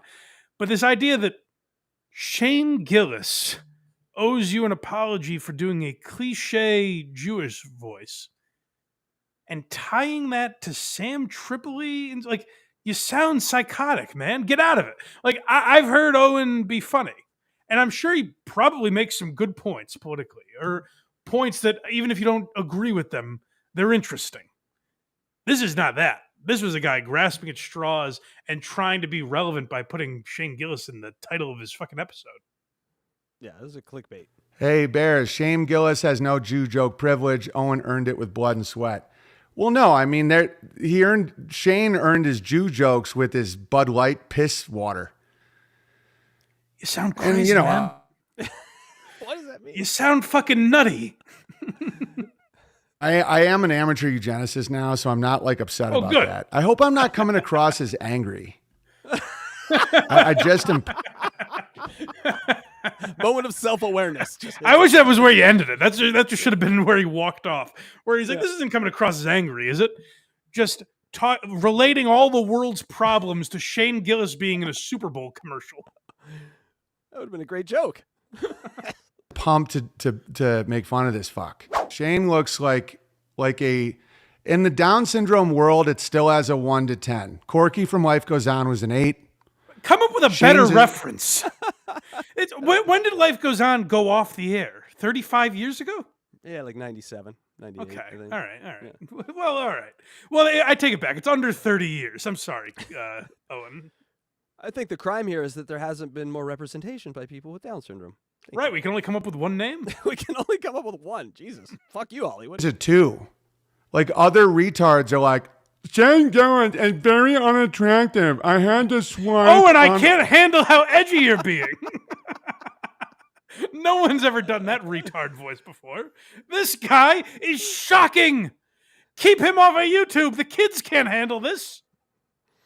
Oh, and I did that voice in 4th grade with my friends. Yeah. You stole it from me. Listen, there's some stuff where it's like it's absurd that Owen isn't allowed to do that on YouTube. And there's some stuff where it's like, what a hack cornball. Like, you think that's what Owen thinks is edgy. He's like, they can't handle my retard voice. We can all handle it, Owen. It's just been done. He's been out of the city too long. Oh, and come back to the city. We're much funnier now. Our retard app. Like, he's fucking Actually, gross. to your point, I would say stay out of. That's great that you moved to the woods. Like, you kind of separated. You didn't like what was happening in Hollywood, so you separated yourself from it. That's great. But then you can't be obsessed over it. And you can't make people apologize that you're not a part of it when you didn't want it. Like, you kind of have to admit you're lying there. If you're like, Shane Gillis is, I did everything for Shane. Oh, and no one knew who you were until you went on this crazy crusade. Like, Owen was a successful comic. And like I said, he had some credits and everything. But there weren't like this legion of Owen Benjamin fans before he got canceled. Owen's entire livelihood is from saying shit like he's saying now. So you can't be like, I got beaten down so Shane could thrive. The only reason Owen still exists in this manner is because he's chosen to, and it's what he's good at. It's what he's popular for. Shane Gillis is now the it guy for white male comedy, like normal guys. So what are they? They're rapists who suck and are drunk at work. So what's the overall effects? You know how people bitch about getting replaced by Pajeets? If you're just watching this show, you're like a little more into the Pajeets, right? I don't know. I don't know his language. I don't know what that means. No idea what that means. Oh, okay. Chat, could you help me out with Pajeet? I'm not sure. Probably not good. You look at Shane, you're like, oh yeah, these white guys just get shit-faced at work. Like they're pathetic, like pieces of shit. There we go. Let's analyze Shane Gillis's great comedy because he is not funny. I mean, he's funny sometimes when he calls himself. I'm being told Pajeet means Indians. For some reason, he has a thing with Indians. Yeah. Yeah, it seems like that. That came up a lot. This isn't. He's not setting up the NBC clip, is he? No, this NBC clip does not play. Okay, all right, if that's what you're asking. Yeah, Yeah, I made yeah, sure yeah. there's no. Down syndrome face and shit, but he's really gross. Okay. And I don't have a daughter or anything, but if I had a daughter, I would literally, and I just saw that shit. I just think about Shane wrapping his lips around my daughter. Oh, corner him. Oh, lobster. Oh, I'd be like, dude. Imagine not having a daughter and thinking about this. He's imagining Shane making out with an imaginary girl, and he also hates gay people. Like, is there anything there that you're ignoring, Owen? Like, why would that thought even come into your head? He's like, oh, I just can't stop imagining Shane making love. Why? My imaginary daughter. Who put that in your mind? Here, let me pull my pants down, Rogan. Why would you? Going to fucking Greenland is what you're doing. That was another thing he kept saying. You go to Greenland, everyone. Yes. So he has a bunch of sayings that have no idea what they mean. Well, that I believe go to Greenland is end your life, if I'm not mistaken. Oh no. Yeah. Okay, well he said that a lot. Yeah. So that's Owen Benjamin, people. Yeah, so he's as crazy as ever, huh? Yeah. Well, it's my first interaction, but yes. A lot of people have suggested him for Why You Laughing. The history of Owen Benjamin is very dense, so it would take me a while to get through. So I want to make sure it's done right. But yeah, like, you can't be the edgy guy and then make fun of the guy that no one's making fun of. I'll grant you that. Like, not a ton of people make fun of Shane Gillis, so go after him all you want. To have nothing. To be like, oh, Tires sucks and Bud Light sucks. And you suck. It's like, oh, okay, Owen. Ooh, thank God YouTube censored that.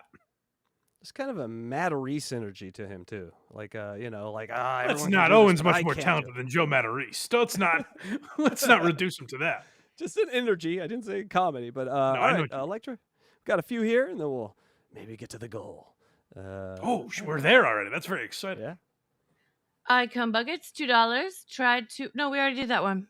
Oh, that was just keeping you on your toes. That was the one I didn't understand, but I get it now. The one pun, $2. Everyone ripped off Saul Rosenberg from Jerky Boys. Yes, that was the original. Yeah. Yeah. And then 5 gifted members from Hulkamania. Oh, thank you, buddy. And look, very our kind DJ Electra got a membership. Congratulations, DJ. Yeah, I know. I'm a piece of shit too. You weren't a member before? I was, and then I had to save for this computer, and oh my God, I'm a terrible person. Kidding, of course. I know. All right, Mike, are you ready? It's goal time, baby. Ooh, it's goal time. We haven't done this in a little bit, so I'm excited. We finally get to hit the goal. And what's exciting about it is I'm starting to learn. Sometimes I worry. I'll put on a random Steel Toe episode from the week that was. In this particular case, I chose Monday because Aaron was also banned from YouTube for a week. He got a timeout by YouTube. Yeah, they're starting to crack down, I guess. So shout out to Owen Benjamin. But yes. Nice knowing y'all. He was off for a week, and he came back, and I said, what's he going to come back with? What is this crazy guy going to do to reinvent the goal and reinvent Steel Toe? And by God, he's done it again. You can put on any episode. I worry. That's what I was saying. I worry that one day I'm going to put on an episode and be like, there's nothing to talk about here. Aaron's killing it. And I get lucky. Every time. Somehow, by hook or by crook, I get lucky. He's a new man, Mike. That is the title of the first clip. Oh, good. Well, after a week of reflecting, why did YouTube do this to me? You do kind of have to come back refreshed, rejuvenated, and maybe tinker with some things. But yes, we are back. I am very excited. Today's going to be a great show. I tell you what, once I start prepping the show, I don't stop prepping the show. Like every time I go on Twitter, there's something there that we can use. And this morning I was sitting down here. I'm just a madman. Don't you get me started with prep work, because then it's impossible for me to stop. My mind never stops working. Like, what the fuck is he talking about? There's a great John Feidelberg of Barstool Sports. I think other people have said this, but I always credit him because he's the first person I heard say it. He says, when you do this for a living, podcasting, blogging, whatever, because when you do this for a living, it's hard to explain to people because you're always working and never working.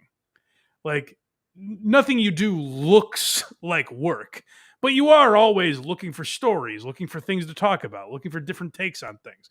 Like, your mind is always constantly going. That's just what happens when you do a podcast in that way. It's not hard work, but you are always thinking about it. Aaron is about to tell you why it's just the opposite. It's extremely difficult, and he should be praised for it. Here, getting everything ready, getting everything organized. And I had to stop. I had to stop scrolling because there were more clips and more stories and more things. And I'm sitting here wiping the sweat off his brow. The Twitter feed just keeps feeding. Just keeps feeding stories. Doesn't stop. Elon Musk did something controversial. Let me take a few breaths so I can pull clips from Mediaite to start the show with, and replacing it with this, and then we'll move this to the evening show. And I'm like, I have to just sit here for a minute. Like, I'm prepping to, like, the more this show becomes like the old days. Stop burning the candle at both ends, Aaron. You're gonna kill yourself. I shouldn't say that. You're gonna hurt yourself, is what I meant. Yeah, call 988, Aaron. 988. Well, they'll talk you through it. The more old days me comes back, and old days me is like not as lazy, like drama me or that kind of me, or where I follow this other stupid shit, is really lazy. Like, doing that kind of show is very lazy. It doesn't do much for you. But when you're actually putting a real talk show together, I'm ashamed to even say this, but it's just you're constant. Once you start, you can't stop. You're like, oh, this will be great. Oh, this would be awesome. And then you curate. Yeah, welcome to podcasting. It's what we've all been doing. I'm sorry you took a break and now want flowers for it. It's what people do. When you do a show, especially when you do 2 shows a day like Aaron, you should always be thinking about content. Aaron doesn't have time to stop thinking about content, because when he's done with his show, he's got another show in 6 hours. This is quite the admission of what he hasn't been doing for the last multiple years. Oh my God. I haven't thought about this show for a second, but now I deserve praise because I'm doing work for the show. And Aaron talks about himself the way, maybe, and this is a maybe, but maybe your listeners should talk about you in this way. Like, Steel Toe fans should say, oh man, Aaron's really invented himself, and he's constantly thinking about the show. You don't get to say that. You don't get to say, boy, I've really changed for the better, and now I do a tremendous show. That's for us to decide, the viewer. You don't get to say how great you're doing when no one agrees with it. It's psychotic. Turns out you get out of the hot tub, there's some things to talk about, Mike. Made it perfectly. It'd be like if Donnell Rawlings was like, I'm crushing it right now while he's getting booed at Roast Battle. And you're like, I've got it, until you go back on again. And then all of a sudden it's just more. Oh shit, maybe this thing I had here wasn't so good. Maybe I should replace it with this thing. And maybe at some point you just have to say, he's look, a mad scientist. Oh, does this clip of The View pair well with this clip of the Young Turks? Whatever will I do? Always tinkering in his lab. Must think how Johnny will react to this one. It's never good. Will this get a 2-word response out of Johnny Crutches? But what will MSO say? Or These RSO? are the things you have to think about. That's a great point. What will MSO say? What will Pants Maestro say about this? It'll be perfect. It's never going to be exactly the way you want it. Just let it go. I think of Aaron Let it go. with beakers and Erlenmeyer flasks. Looking at another scientist and nodding and Pouring. Yep, we're doing Huh. it. Here's a rehashed Ben Shapiro take. Here's something Gavin McGinnis said 8 years ago. A little dash of Anthony Cumia in here. A comedy sommelier. Yes. Go. Don't let the, what is it? Don't let the perfect be the enemy of the good. That's what you have to do at some point. Very excited about this show. Deutsch Chad says it's like a cocaine addiction. He called his shit perfect. I'm not letting that by. I'm glad you said. I'm glad you paused it because I was like, I can't keep interrupting the clip. People hate that, but it is really burning me up that this guy. He's like, listen, perfection is always looming for me, but sometimes I just have to sit back and smell the roses. Like I said, I never really got that one. I never really got the cocaine thing. I like that Aaron brags that he only did coke a few times. He's like, I only brought my kids to a drug den a few times. It's like that's Aaron's brag, where he's like, aren't I a great father? Only did it a few times, but it was up my butt with another man. So, hey, that counts as like 10 each. Yeah, doing it a few times while you're on Molly and swinging the rest of the time is not some great accomplishment, Aaron. The 3-4 times I did that was more of a guilt thing. I was more of a... Okay, fine. I guess I'll do... If you guys think it'll be cool, I guess I'll do coke. But I feel really guilty about it. Right?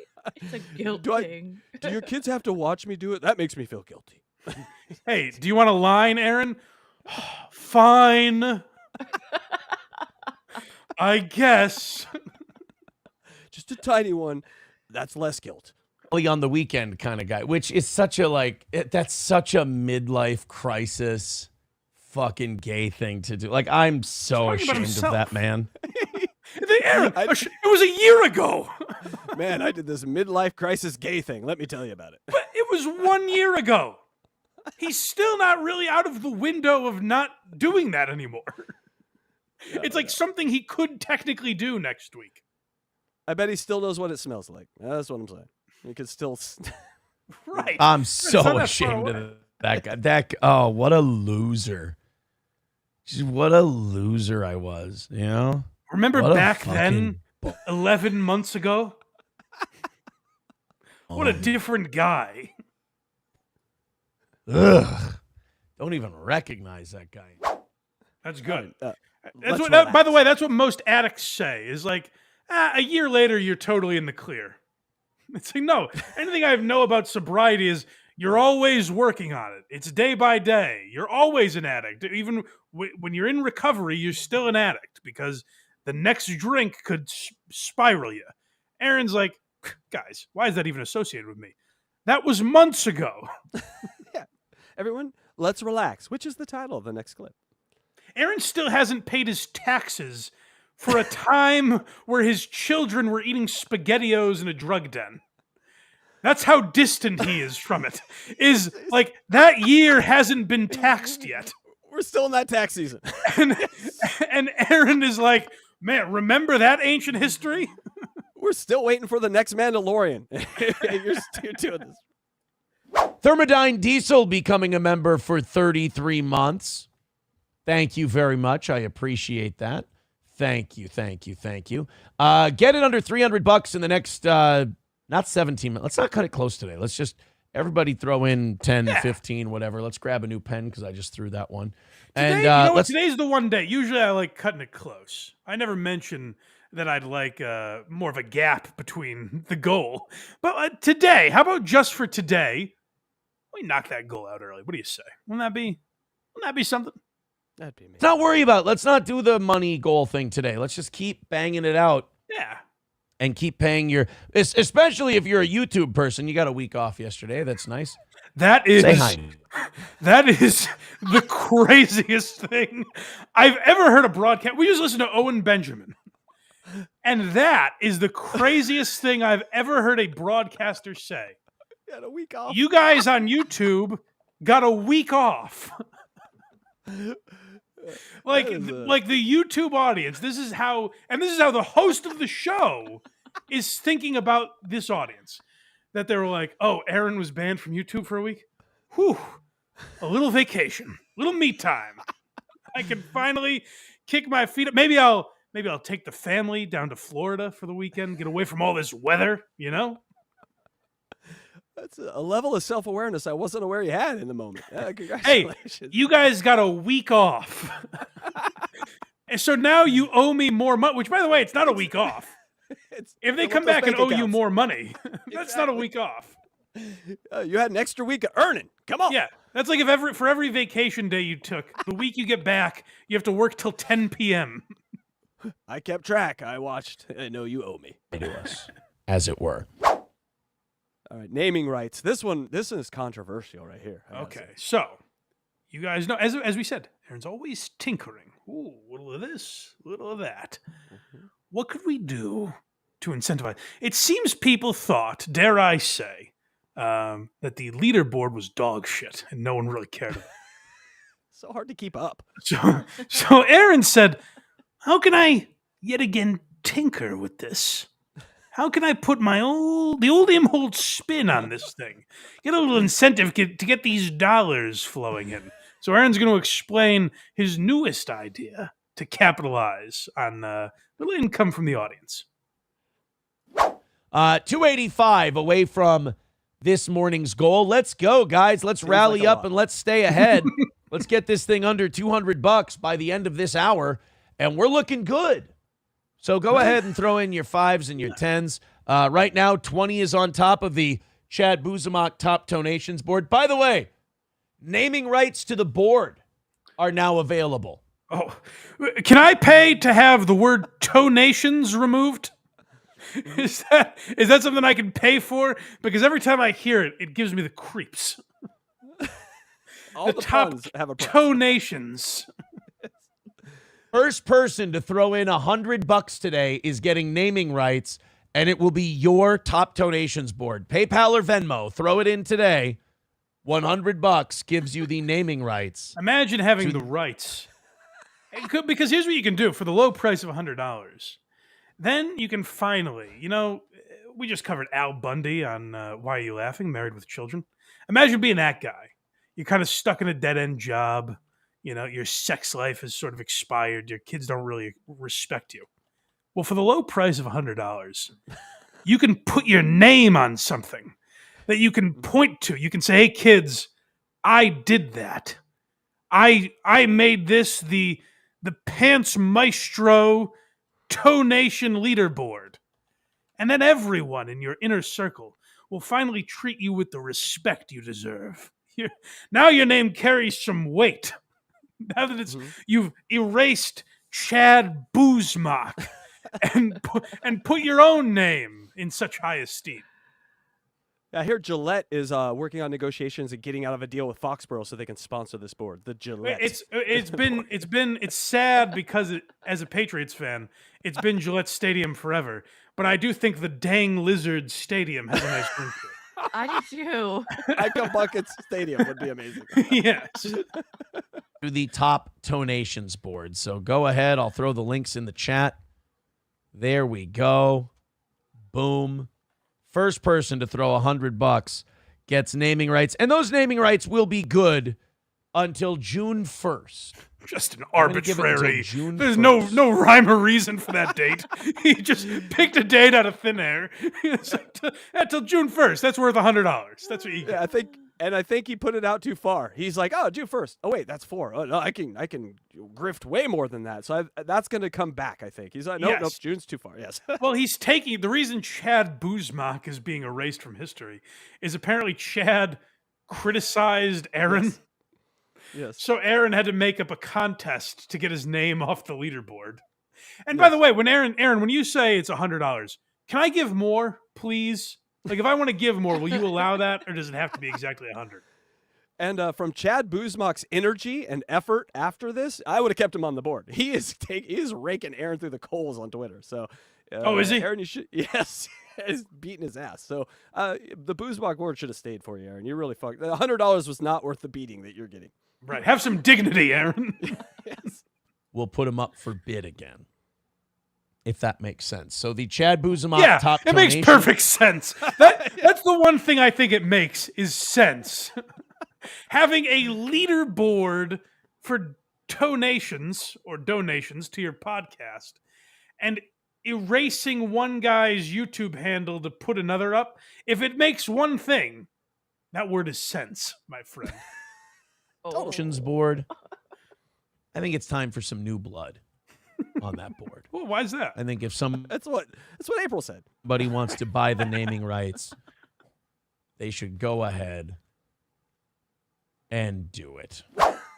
What a moment is next. Well, this is big. So you're thinking that probably took him a long time to get that $100. Oh no, this was a hot item, extremely scalding hot item, and people were excited.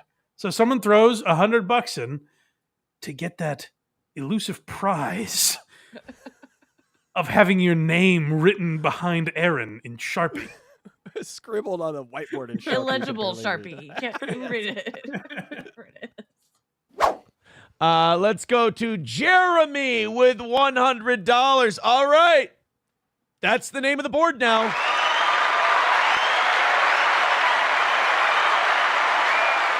The name of the board is now officially the Rockin' 101.7 WHMH. Wow. Top donations Well, board. I don't know what that radio station is, but I'll tell you this. There's no way it's making fun of Aaron. There's no chance that someone paid Aaron $100 to have an insult written behind him that he has to mention every few minutes on every episode. I assume that's a station that he worked for. Must be something like that, or a neighboring station or something like that. But my God, the ad dollars that are going to come in from this station just needs to buy other levels to the floors they're on. Now Aaron has to have that behind him. Where it's like he's trying to get a job in radio. So now, like, if that's true, if he really is trying to get a job in radio, whoever he's working with has to watch his show and be like, why is a radio station written behind you? Because it doesn't seem desperate at all. He's playing house. Look, I'm on radio. Yeah, exactly. What a great troll. For $100, they made him unemployable by any radio station ever because he looks like a madman. Look, guys, on your AM dial, we're 780. Sorry, Chad Buzmak. We've sold the naming rights to the board for $100. Thank you, Jeremy. I must be a good boy today. If Jeremy's given us $100, I believe that is outro worthy. Could you please mark that and have Craig put it in the outro? Unfortunately, we only get the outro when Craig is here. I'm sure he'll have it done by the next time he's on. But let me hear that again. That belongs in the outro. sorry, Chad Buzmak. We've sold the naming rights to the board for $100. Thank you, Jeremy. I must be a good boy today. That just gave me like my skin's crawling. Ugh. Was I a good boy, everyone? That has your boy did well written out. Like that's the same vibe, you know. I must when be he a gets good really happy. boy today. Jeremy gave me $100. Oh, gross! I got a shower on that one. If Jeremy's given us $100, I must be being a good radio boy today. Stop By the way, don't get mad at me. I did talk to our radio guy yesterday. Ideas, just banging around up here. Nice. I got a lot of. I'm a mad that's scientist. perfect for a guy who's not on radio. But here's another idea to add to the pile. I'm not sure if there's room for it. I'm sure it's bursting at the seams right now. This idea mountain. But if I could add one, come up with some podcast ideas, maybe instead of just doing the same horse shit every day. Have you thought of that? Wait, is this a spinning hand thing that you're calling ideas? Did the twister come from that? Because if the twister came from that, don't go to that well. Ideas, Go baby. to a different- Ideas. I got plenty of ideas for a mythical radio show that doesn't exist. Not for my real podcast that I'm talking to you on right now. How long until he's like, welcome to Steel Toe, Rockin' 101? He's just going to start doing the radio. At this point, thinking of my ideas. All right, it runs on money. That's the next one. This is Aaron's rivaling himself in craziest things I've ever heard. This does not quite match. What was the thing a minute ago? Oh, you got a week off from YouTube. That was it. I don't think it's that level of crazy, but it is still an asshole thing to say. Hey, boys and girls, we are 210 away from today's goal. I hate to do this to you, but could you throw in a few bucks? Could you spare a few for the toe? Another great show, working our balls off over here, trying to bring you the best show we can. It does run on money, of course. How We've got so? a lot of- If I may, you already have all the equipment. YouTube and Rumble are free to use, I believe. What is it running on exactly that is such a premium? I got to pay for those damn kids. Right, but that's not our job. That's not. We're not the ones with a child support bill to pay. Like, how does the show run on money? I'm sure Aaron's about to tell us. A lot of great stuff coming up, including the Elon Musk, Ashley St. Clair business. Okay, for example, how much did that cost? Like, when you found that story, what is the cost of that to us? Here, and by the way, for free, somehow or another, I found out who Ashley St. Clair is, as a matter of fact. She got knocked up by Elon. I didn't even have to pay for that sort of information. The IRS is being gutted. We got some Zelensky. We got a bunch of Trump stuff today. A whale ate a guy. We've got that one. Wow. A lot of stuff coming up on no today's- one's finding that information for free. No one. I guess someone's doing more than just scrolling through Twitter. That's obviously a service that Aaron is paying dearly for. show. Let's get to it unfettered. Let's get to it unbothered, unburdened by goals and shit like that. Go ahead and throw in a couple of bucks. We're 210 away. 2 seconds later. I'd like to get that. We wanted to be under 200 by 8 o'clock. We burned that one. We didn't get there. But just everybody rally up, throw in 10, throw in 15, 20 bucks. I wish the audience would stop bothering him with the goal. I wish Aaron somehow could take control of the show so he could stop mentioning the goal. He's like, hey, listen, let's just do this so that pesky goal doesn't get in our way, all right? I love the tone that Aaron talks in, where he's like, hey, it's just you and me talking here. Just a couple of guys. What's say between friends? You throw me a couple bucks, and then this ugly goal gets out of our way. You're the one bringing it up. It's all talk about Elon. No one's making you do that. I'd appreciate it, and we can do a smooth show. We haven't been talking much goal today. There's a reason for that. If it keeps going down. This is not much. This is not much goal. It's so much. If I did this much, just when I plug the show at the beginning, where I go, hey, go to blindmike.net. If I spent this long on that, people would get annoyed. This is like, he's like, hey, we're barely even mentioning it. You changed elements of your show. You're auctioning off pieces of the show for money. That's not mentioning it? I think what's happened here, Mike, is he's become nose blind to the goal. Like he just subconsciously will say things that are goal related, but he doesn't know he's saying them. We only talked about it for 45 minutes today. That's barely anything. Nothing. We shut the hell up about it. When we fall behind a little bit, that's when this show gets a little obnoxious. I'll be honest with you. So help us out. You get to control how much begging there is here on Steel Toe. You throw in a few bucks, and this listener-supported That's a way of control, too. You control. How dare you? What Aaron is doing right now is murdering the family dog in front of us and saying, this is what happens when you don't clean up your toys. This is your fault. This is on you. Maybe if your room was clean, I wouldn't have to do this. Look at Sparky in the eye when I'm doing this to him. This is your fault. Watch what happens when you're bad. Which show gets to keep on living?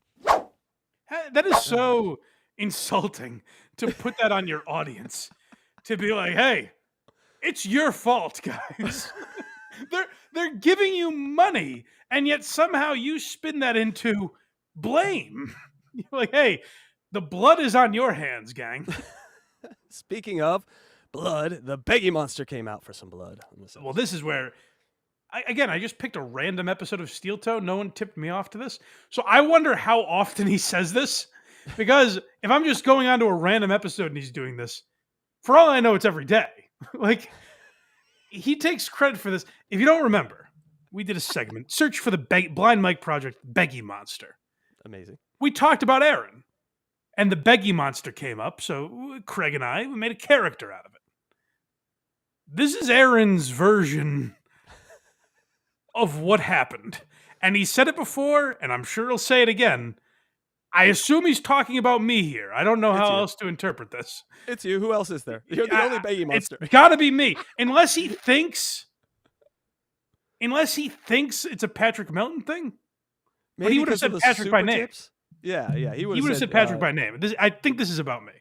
You're the other people, or the Yeah, other yeah. broadcaster. Yes. Richard H1. Yes, a Beggy Monster of you. I love that I created the Beggy Monster. Other people tried to take it and they couldn't do it. I love that. Yep. We couldn't do it. By God, we tried. God bless us for trying, and you got to give us that at least. Our little hearts did the best they could. We tried to make the Beggy Monster a thing, but at the end of the day, people were like, "Hey, that's Aaron's. Why don't you acknowledge that that's Aaron's while you're playing clips of him?" It makes me very mad, Aaron. I don't like. I didn't want to have to do this, Aaron, but you're lying about me. Aaron, they didn't make a voice print of your Beggy Monster, and people made money off of it. They did with Blind Mike. That's his. Aaron. I like that he would watch that segment and be like, "Hey, I do that." Like we did the same thing. Apples to apples, man. Aaron, I was making fun of you for doing it. You owning it is exactly my point. You going, "Hey, I did that." That's like him being like, "Hey, a lot of people tried renaming their Donations board, but I invented it." It's like, Yes, yeah, sir. no, I was mocking it, Aaron. I made fun of it. I actually don't on this show. In fact, I've avoided it when people would mention it for weeks. I went out of my way to not do it again. And Aaron's like, damn, they stole my greatest character, the Beggy Monster. I want to hear Aaron doing that voice. They stole my Ira. We get a lot of stealing on this The show. leaderboard is a great idea. I wish I was around for that, Aaron. Donations, brilliant. I'm so jealous Krager's got the Beggy Monster show. I love the Beggy Monster. I do appreciate that. I'm not a Beggy Monster yet, though. It's 8:23. We're at 2:05. That's him owning it. See, I like to think, and maybe you guys didn't like the segment, I like to think we made it funny. Aaron's owning it by going, "I'm the Beggy Monster." Right. That's what we were mocking. It's always there's fun when the monster walks in. They're like, "I'm Frankenstein." You're like, okay. I like in Aaron's mind that I'm sitting here like, damn it, I wish I had a real, genuine character on my show that every few minutes would go, "Hello, everyone. Do you have any money? Donations, please." Like, Aaron thought I was doing that in earnestness to drum up donations. Well, in fairness, he might have seen you with a cartoon at a point or two, so he might not take you too seriously. That's the kind of stuff that annoys me about Aaron. Like, that tone where, like, he did it on Twitter too, where he goes, "What's a blind mic?" It's like, yes, obviously you've checked it. Make fun of me if you want. I don't give a shit. But to pretend you aren't obsessed with the people that make fun of you, yes, it makes you look bad, Aaron. Like, pretending that we're not making fun of the Beggy Monster. And that's where, like, I don't believe him when he says people are seething, because I've been the victim of this now. I've been lied about by Aaron. So that makes you think, well, what else is he lying about? So it makes you look bad when you do that shit. It puts us right to where we need to be. So let's rally it up. Let's do that. And then you don't have to listen to me do this and interrupt the flow of the show. Again, It's my favorite whether- part of the show, Aaron. Keep doing it. It's perfect. Or No not, one I will bet. laugh at you for having your old radio station on the board. It's genius. I never know if the Begging Monster is going I'm to come done. back. I No, I'm done. Tweaking is He's very 1,000%. All right. What is Or the am goal? I? I am. Okay. What is the goal? Is the next segment? Well, this is interesting. You get a little perspective here where once in a while, and good for Aaron, I'm sure his show's growing every day, someone stumbles upon this show and goes, what the fuck is this? What's happening? Why are you renaming the leaderboard? Why are you asking me to send you money over and over again? What is this? And so we get a taste of that. Donald is a walking crime spree. Says, what the hell is hitting overtime? Oh, we used to be a radio show here in St. Cloud, Minnesota. And in order to keep say no our- more. I didn't. Wait, is that where, that's where Stoney's is, right? Oh, I know that place. I never. If you were on the radio now, hitting overtime makes perfect sense to me. That's where Ricada lives, right? budget from that radio show. We have a daily goal every day that we have to hit. And if the audience is generous enough and we hit it, I add another 30 minutes onto the end of the show. Wow. That's my thank you for them. I'm sorry. That's because. Hold on, one more. That's because you had a radio show. That's why we owe you money. I'm not sure. I'm still not sure I understand, Aaron. I wish you'd go into the credit. Like, go into all the inane nonsense. Well, if you give me 50, but we have 85 left, I'll go. Oh, into that'd it. be great. If you hit 50 with under 15 and we do 30 and you pay us on credit, that'd be great if we got the full explanation. Yes. I'm new here. I need all the rules. Right, exactly. I need to know what's going Put on. us out. That's the way it works. So there's the links in the chat. Streamlabs, PayPal, Venmo, Super Chats, Rumble Rants, etc. Approachable says, so much for hitting the goal today. Well, here, I have an idea then. You can vote with your money.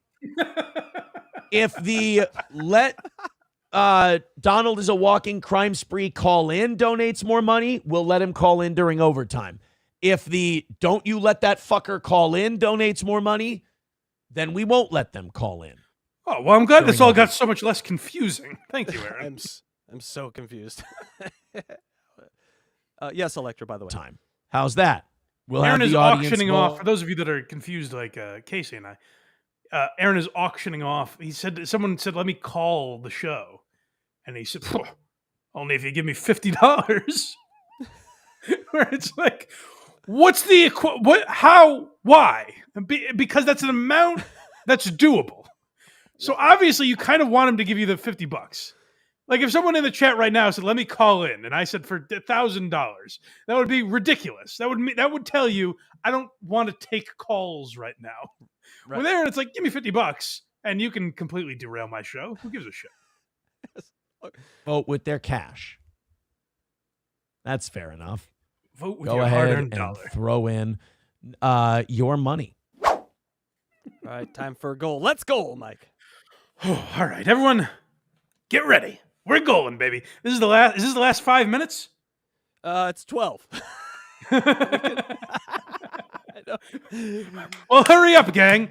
All right, I will keep my comments to a minimum. Here we go. No, I'm sorry. I meant in Steel Toe is the last 5 minutes. Oh, yes, sorry. Watch this part. This is where it gets really desperate. Boys and girls, we got 5 minutes left in regulation. Hi, new people. This is when I get real desperate. We are an even $100 away. Let's see if we can get another win for the toe. Throw it in on Streamlabs. I'll give you something PayPal. else to name for $100. Can we name your toes? That would be something. Sell the rights to your toes. Venmo, Super Chats, Rumble Rants.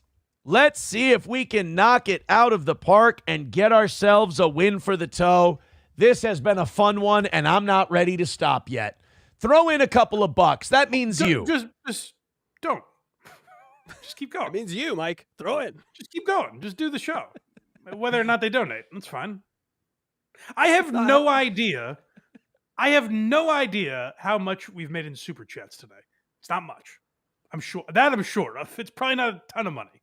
I appreciate the people that gave in Super Chats. I don't know what that number is.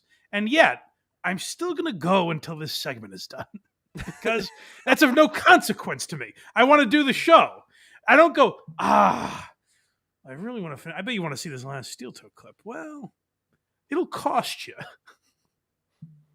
We did that goal show, Mike, and I swear to God I wasn't the same for like 2 weeks after. I couldn't ask anyone for money. People wanted to give me change at the store. I'm like, nope, keep it. I don't want your money. It's got to be very difficult to do all this math while you're trying to talk. Yes. Because if all of you do it all at once, we're going to get this 100 knocked out in no time. So let's go, throw in a few, and let's get it done. 100 as long as it's a team effort. As long as I'm doing it with a buddy, sure. All the links are you're telling me Pants Maestro and Mussolini Diff are doing it? Then I'm in. If those guys are in, that's good company. in the chat. They're pinned to the top of the page. Streamlabs, PayPal, Rumble Rants, Venmo, Super Chats, gifted memberships. Now, remember, the quicker we get out of this, or the quicker we get this knocked out. That was Freudian. The quicker we get out of this, I mean, that's true. Quicker we can go right back to the show. Here's what the standings look like right now: $100 from Jeremy, $50 from Yags. He's killing time, but he can't do in the last 5 minutes. This is another rule. He can't kill time with a story. He has to talk about the goal. So if there are no donations coming in, he has to find goal-related things to talk about. Let's go over to the leaderboard that hasn't changed in a while. Aaron's acting like it's a tote board spiraling. The numbers are always going up. Nope, same numbers since we started. $2 from Gray Duckling and $20 from Matthew and Thermodyne. That's your top five. So, a few more people decide to jump into that $20 range. For $21, I can get into the top five? And you'll say the name I made up on my YouTube channel? Pretty good deal. That's Worth a every pretty good cent. deal. We're looking good to go. We can call it, like I said, another win for the toe. But we do need you. We've got 4 minutes left. Let's get this thing knocked out. Let's start this week on a high note. We're back on YouTube. Just a few bucks helps. Donald the week is a off, walking... assholes. Back to business. How is his math so wrong? He says 4 minutes left, but there's like 10 minutes in the clip. The math isn't. Well, we'll get there. That's actually a little spoiler. I wish you didn't say that. It ruins it for everyone. It tells you maybe we hit the goal, or do we? I'm confused. We'll find out. Oh, no, I brought him out. Bree says, dude, this ain't happening unless I toss in $100. Ain't going to happen. Well, maybe you're right. Maybe you'll be correct. Last time we were on YouTube, we were fucking crushing it. We were knocking out these goals left and right. Those were the days, man. 2 weeks ago. I'm sorry. 9 days ago. We were crushing it on YouTube.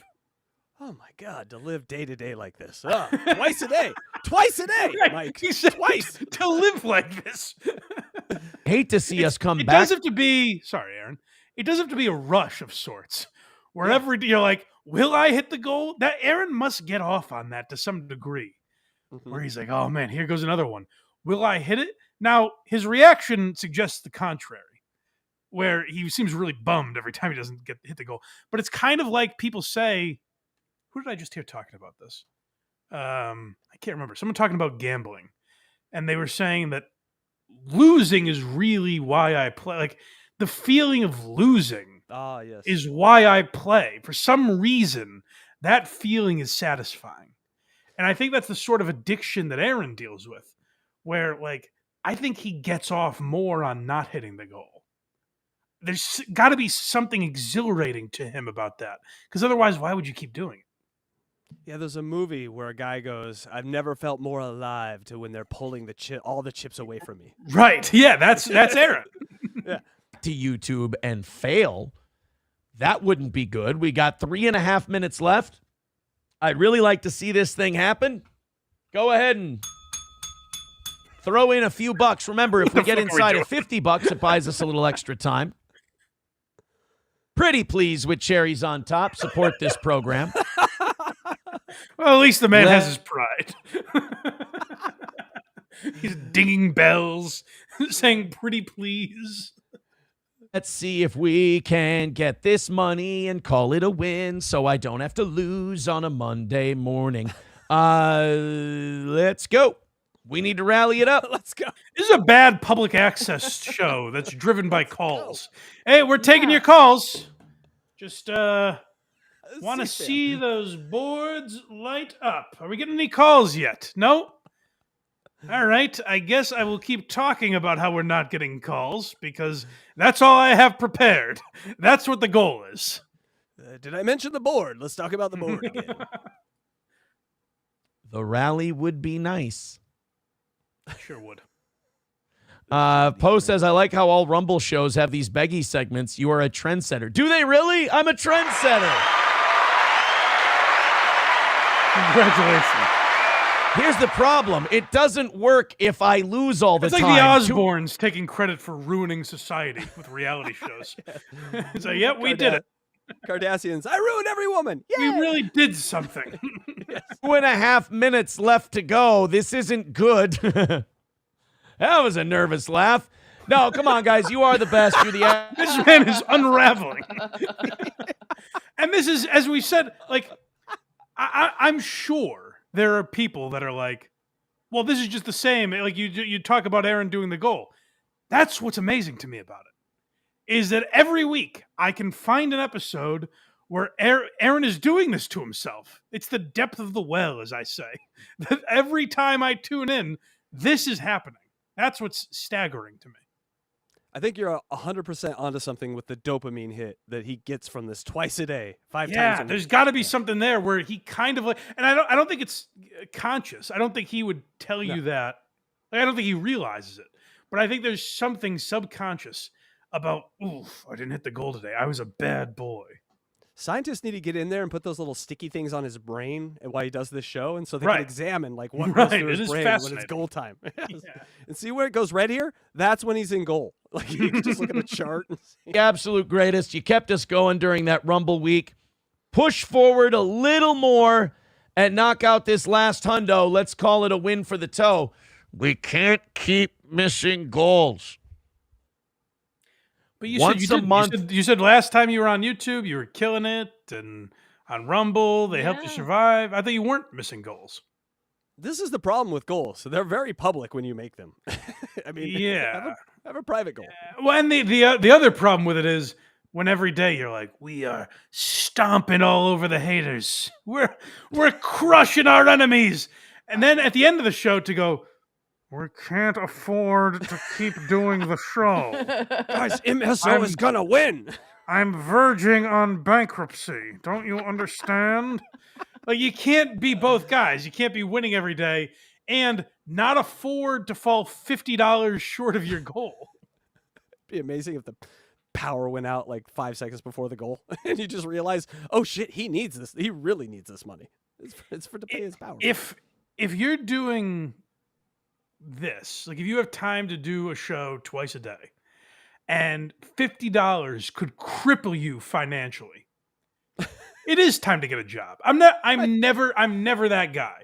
I'm never the guy that says the Stuttering John or any of these people. Like, oh, why don't you get a job, you lazy fuck? If this is what you want to do and you make enough money to sustain yourself, then go for it. I don't give a fuck. Good. In fact, it's good for me that you guys are doing this.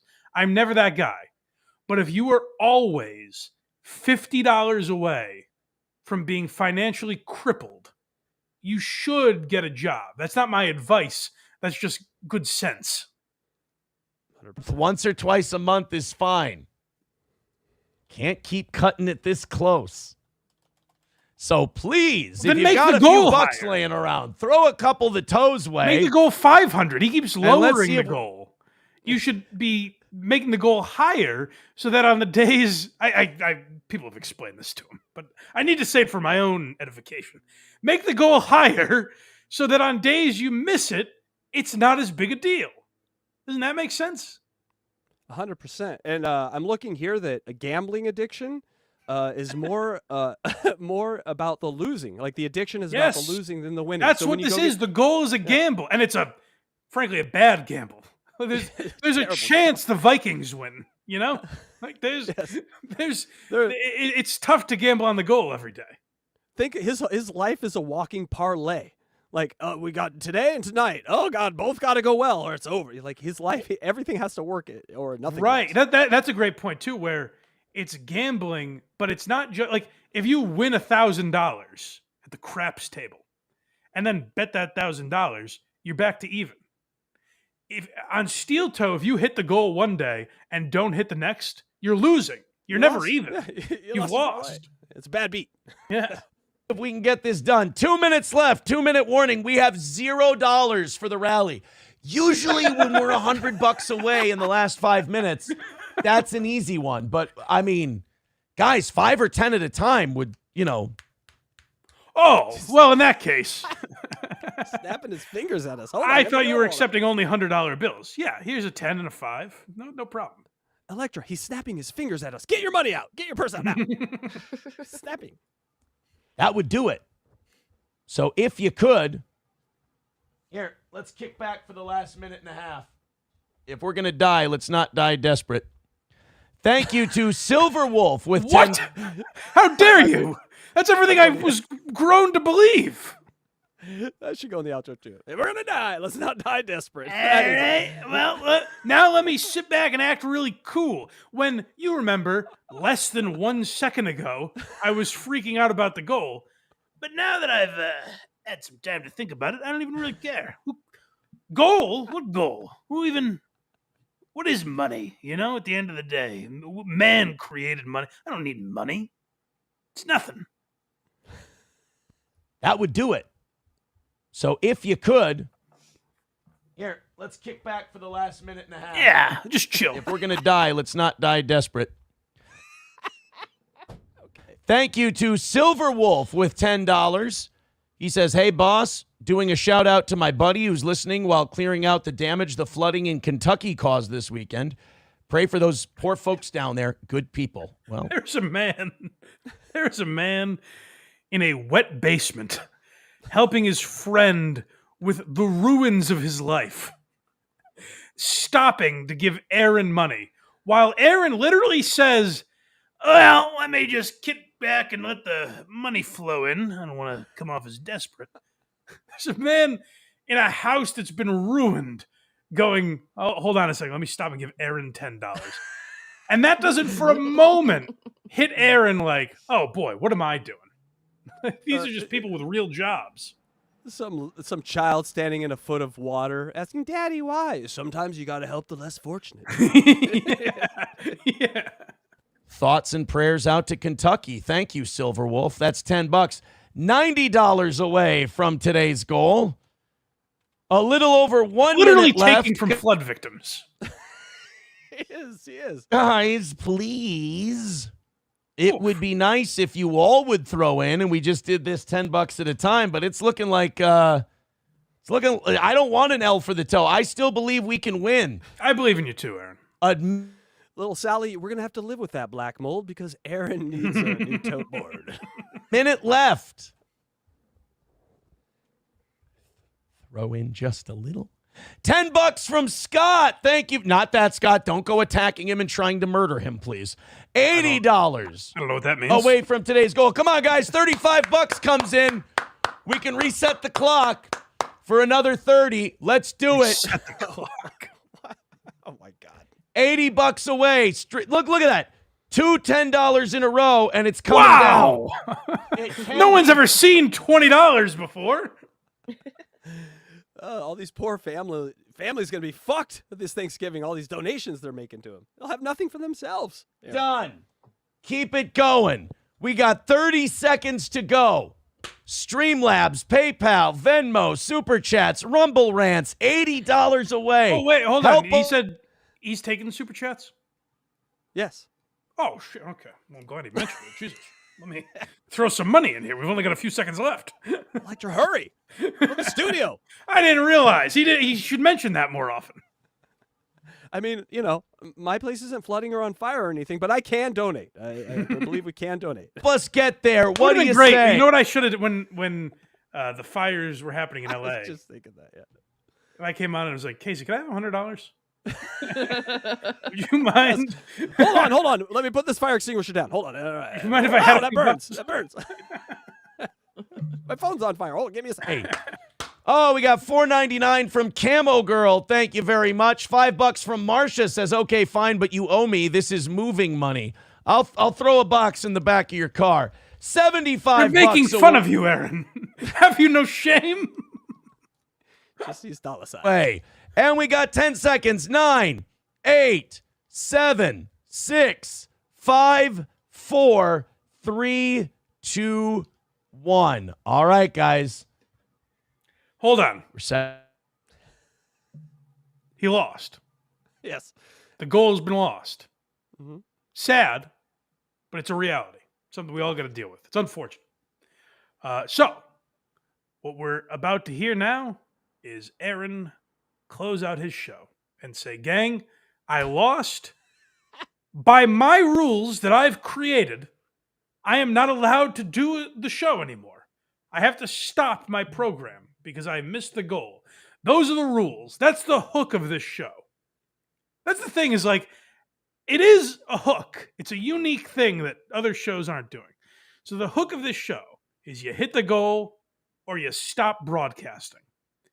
And Aaron, right here, will abide by that rule. He is a heel, though, by the way. $75 away. I'm going to sit here and I'm going to drag out the sign out of today's show. You're not allowed. You're not. Those are the rules. I would complain to the guy making the rules, but that's you. You made this rule that you have to end the show. And he's doing this like, I've said this before, but this is what you do with little children. Where you go, Jeffrey, I'm going to count to 3. 1. Are you still misbehaving? 1.5. Yes. 1 3/4. It's like they decided not to donate today. You missed the window. Have some balls and end your show. We can knock out our goal, but it looks like we're $70 or $75 short. What's this all for, Mike? So that goes on for a while. And then Aaron describes this, which, yes, what is this all for? I was working under the understanding that 4 hours hits gonzo. I can go home now. I had last week off, but now it's quitting time. And when it hits quitting time, I want to head to the bar down the street and have a couple of cold ones because my day is done. You didn't tell me I was going to have to work overtime today, Aaron. That's not the agreement. But this makes me question the goal and everything else. Do I extend this anyway? I can't start the week with a loss. You did. Here's the thing. That does suck. But you did. So I guess we got to end the show, right? I'm not going to lie. Carlos Cameo says, keep going, you'll hit it. Yeah, I can't. Starting the week out with a loss would really fucking sting. Yeah, but that's the entire premise of the show. So, sucks, but that's the whole idea of the goal. What in Aaron's world, I'm going to live in Aaron's world for a second. The only possible thing that would make the goal interesting is if you have to end the show when you don't hit it. And Aaron has taken that away. And he's like, well, I'll just stay on for longer then, I guess. Steaksless. He's another one of these guys that doesn't like steaks. But he likes to lose. I hate steaks, but I love to lose. Right. Plus, once I told everyone that, like, hey, Steel Toe's back to even. Remember that when we got there, like in the fall, like in October, November? Who could forget? I have it on my calendar. After that, it's really been dancing on either side of even. Mostly because I've had to spend a bunch of money catching up on those VIPs. No. You said you put your money back into the show. So sending people merch that you offered for donations is part of that. You don't get to say, oh, guys, we're crippled this month because I had to spend money on things. That's the money that you said you're putting back into the show. Don't you see? A stock doesn't say, hey, gang, we're not paying dividends this month, this quarter, because we spent some money. We spent the money. that we have for the corporation. Well, we spent some of it. So you don't get the dividends that we pay out every quarter. That's not how it works, Aaron. You're asking us for money so that you can afford the VIP merch. You don't get to then say, give me more money because I had to buy VIP merch. That's not how it works. He wants to go back to these Stony cards so bad. You know what? They were not. I gotta check myself here. Am I seething? You're getting close. I gotta take a boil it. I gotta take. I would say it's you're fine. boiling, Aaron, not seething. Aaron, I'm sorry. You had me seething for a moment. You know, we haven't exactly been building a war chest. I'm building a camera war chest right now. That's kind of the plan. Well, then make the goal $1,000 a day. Good. And then there are some days where you won't have to hit it because you made 1,000 yesterday. All right, that's all I can do for you. You don't get to say, "Hey guys, the show that I pretend to put money into, I actually had to put money into it. So can you give me more than I asked for?" No. It was just marketing, guys. Give me the money back. Come on. $5 from Fauci's Pangolin. He says, rally. Well, that would be great. I would love a rally. We're $70 away from today. Hey, what a great idea, Fauci's Pangolin. You're an idea man. And I think I should go ahead and do it anyway. If you want to make money, you got to work more. So you can't just But go, that's well, not the whole thing. The whole thing is we get more shows. So what Aaron is admitting here is that overtime is utterly valueless aside from him. Like, the only thing overtime provides anyone is him hitting the goal. It's nothing for us.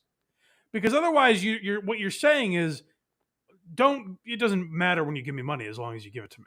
Overtime is supposed to mean something, God damn it. And I'm a purist. I was pissed off when the Yankees eliminated the clean shave look. Yankees are allowing beards now. I was mad because I'm a purist. It separated them from other organizations. And what separated Steel Toe from every other goddamn show was when they didn't hit a goal, they signed off with dignity and class. And this is the end of civility, my friends.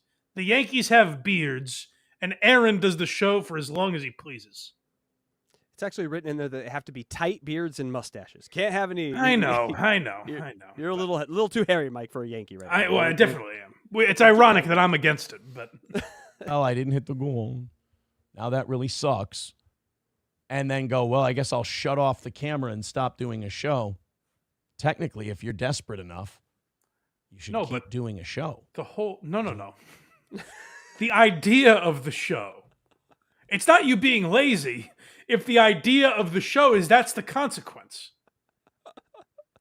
Like, if Impractical Jokers, the whole idea is like the loser has to do something crazy. But then if at the end of an episode they were like, yeah, but Murr wouldn't really like that today, so we're just not going to do it. It's like, well, why did I watch the rest of this episode then? You're really telling Aaron how to Aaron. I mean, you know this guy. On Fear Factor, if they were like, Joe Rogan's like, all right, you have to eat this disgusting fucking tarantula or whatever the fuck they do on that. I don't know what the show is, but it's something like that, right?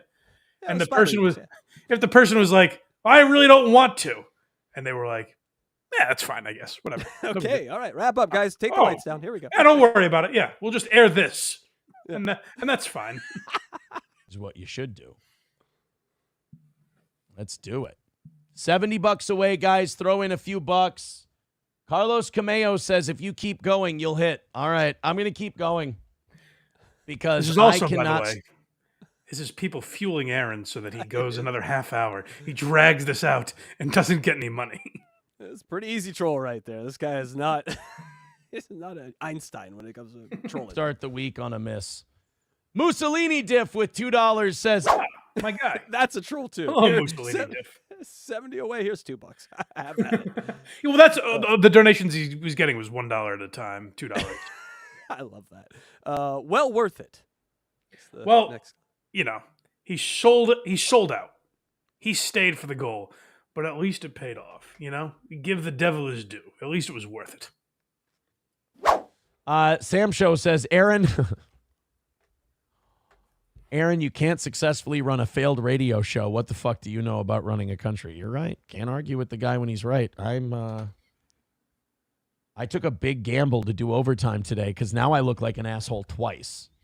Look like an asshole. You know what, from- Aaron? I'll let it. I think of it all as one big looking like an asshole. So Just one don't giant asshole. Yeah, don't beat yourself up like that. I consider it one instance. Losing by $70, and now I'm doing overtime. We're 20 minutes in. We've made what, $3, $4 during overtime. Oh, throw us a couple. Let's see if we can get something out of this. That would be nice.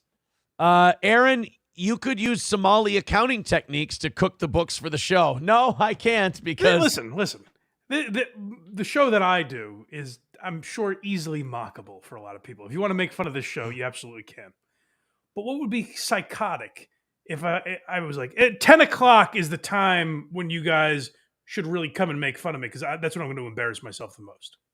Like, Aaron has a segment that is set up for him to embarrass it. It's the same time every day. He tells people when it is, and he gives into it. He indulges it. Like, that's the crazy part about this that I'm fixated on. Mike, I've seen probably 100 hours now of this. I've never seen him do anything else. This is him. This is the show to me. I've never. I mean, seen to him be fair, I purposely don't cut the parts where it's him talking about Donald Trump. You know, of course, but I know this show so well, but I don't know the show at all. You know what I'm saying? Right. Like, it's how well, that's the thing about Aaron is, like, I've listened to enough hours of this now. Like, if he just did a political show, I'm not saying it'd be good. I'm not saying it'd be great. I'm not saying it'd be bad. What it wouldn't be is embarrassing. Like, you know what I mean? Like, there's a reason I never have Aaron's political takes, because, like, I think they're fine. Sometimes I even agree with him. There are times I watch this show and I'm like, that's a decent point by Aaron. But it's just clouded in such horse shit that he makes it impossible to enjoy that aspect of a show. And also, I think Aaron might know this, and maybe that's why he does the goal. His political takes are nothing you can't get anywhere else. Right. Like, the only thing that makes this show unique is the goal. His political takes, you would just watch fucking Dave Smith or Tim Pool or one of these guys. Like, there are other people you would go to for that stuff. So I believe Aaron is smart enough to know the hook of this show is him humiliating himself. Yes. there's dollars in, dollars out. So $70 away. What are the dollars out, by the way? When do we get our cut? Well, the Twisters. The Twisters are the dollars out. He's Right, got to right, buy true, a product. True. That's a good point. Yeah. Could hammer it out. Chevy fan says, Aaron, come sell cars. It's the slow season. You know what? It's just one of those deals where I think this is maybe the support level we have and, like, the success level we have as a show. Like, we're just barely gonna. You know what? Aaron would be a good car salesman because he would guilt you into a car. Yeah, you gotta leave without the Subaru today? I don't know. You probably don't want this, do you? You probably don't want this stuff. Yeah. No, I totally get why you don't want it. I mean, my family won't eat today, but I guess that's no, it's not. It's not on. Don't you worry about that. That I'm gonna die in poverty. It's not a big deal. Stay alive. Like, that's kind of our thing. That's the way it's been for what, 2-3 years. I think for the last 2-3 years. Yeah, it's not our fault that you're not Tim Dillon, Aaron. I don't know what to tell you. Yes, you haven't made generational wealth, and you have to keep working. That's how it goes for most people. There's an 80-year-old bagging groceries right now, Aaron. Get used to it. Old day to day, and we've kept it going. I mean, we've had to make cuts and everything else, but we've kept it going. Make cuts. Well, I cut the wife. You know, well, yes. She cut I don't know if that was a mutual cut. Dip into the merch store, fool. You can only dip into the merch store so many times. Balls deep with now. Let me tell you something. I can only donate to myself so many times. The merch store is your money. It's not a bank. You're not borrowing from the merch store. That's also the money you make. My left hand doesn't know what my right hand is doing. Well, let me move. Okay, if I move money from Patreon to YouTube members, now we're talking. Now I'm really making money. No, you're stealing from yourself, Aaron. Why? Who is that for? This sucker got all his money. Let me move my money from the merch fund into the goal And would you look at that? Now we've made a bunch of money today. 99 cents. Thank you very much. Helgi says, Aaron doesn't run a show. He slow walks it right off the ledge. Aren't you glad you stuck around for this, Aaron? What a overtime. Oh, boy. Well, we're going to throw us a couple of bucks. April's OG Parents Hobby Farm. I can always count on him, to be honest. He goes, coming from an OG, this is pathetic. Go get a job. I don't want to give up.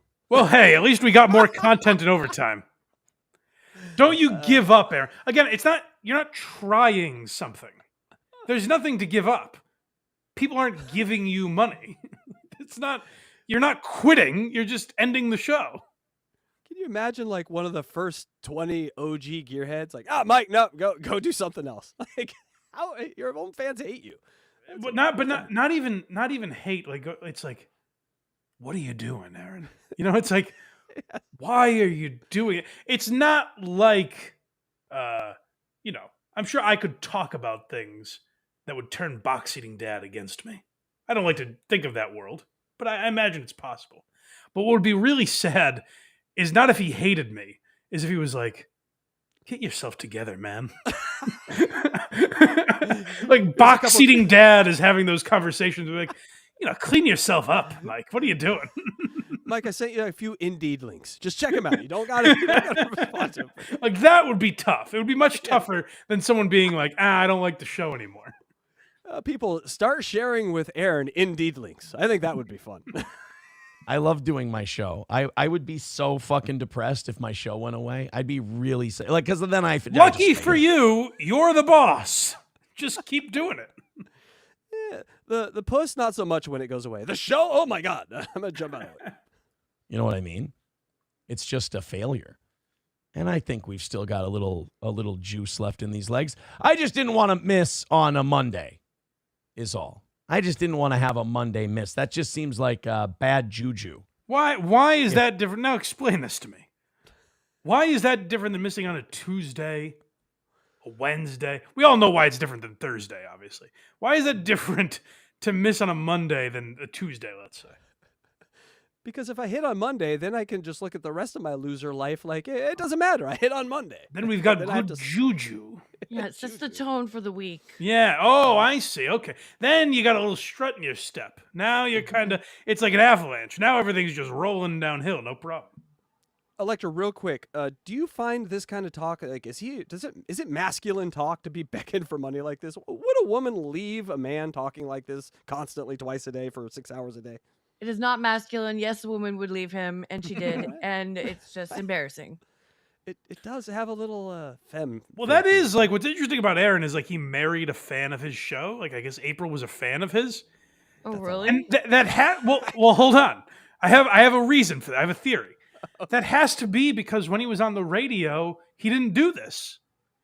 Like I bet Aaron Sans goal is a much more likable guy. I think this is. At least, publicly, behind closed doors, we've read what he does.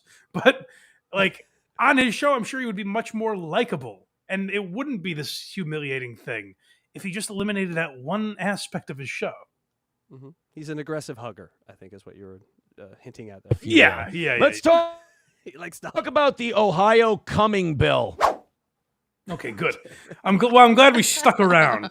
I didn't realize we were going to get gold like that. All right, we're on the last home stretch here, Mike. Last clip called Last Stretch. Come on. I bet there's only a few dollars left at this point. We gotta be close. Who's got $20 for us before we go?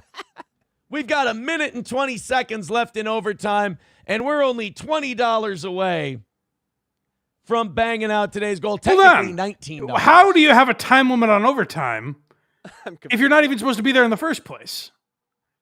You were supposed to be done 25 minutes ago. Why not just stick around? Who cares? We're going to double overtime, Mike. I can already tell. At this point, just say, I will sit here until I get $20. However long that takes. Now you have to do it now. Now you owe it to us to stay there until we mercifully give you $20. You know, one thing I noticed he's not doing anymore, he's not putting it on the night show. He learned that nonsense was the same people. So no, he can't put man, I've heard him reference it here and there. I don't think he does in this episode, but I have heard him reference it. Not blaming him today. Yeah. Away from knocking out today's goal. So get in there, Throw us a couple of bucks.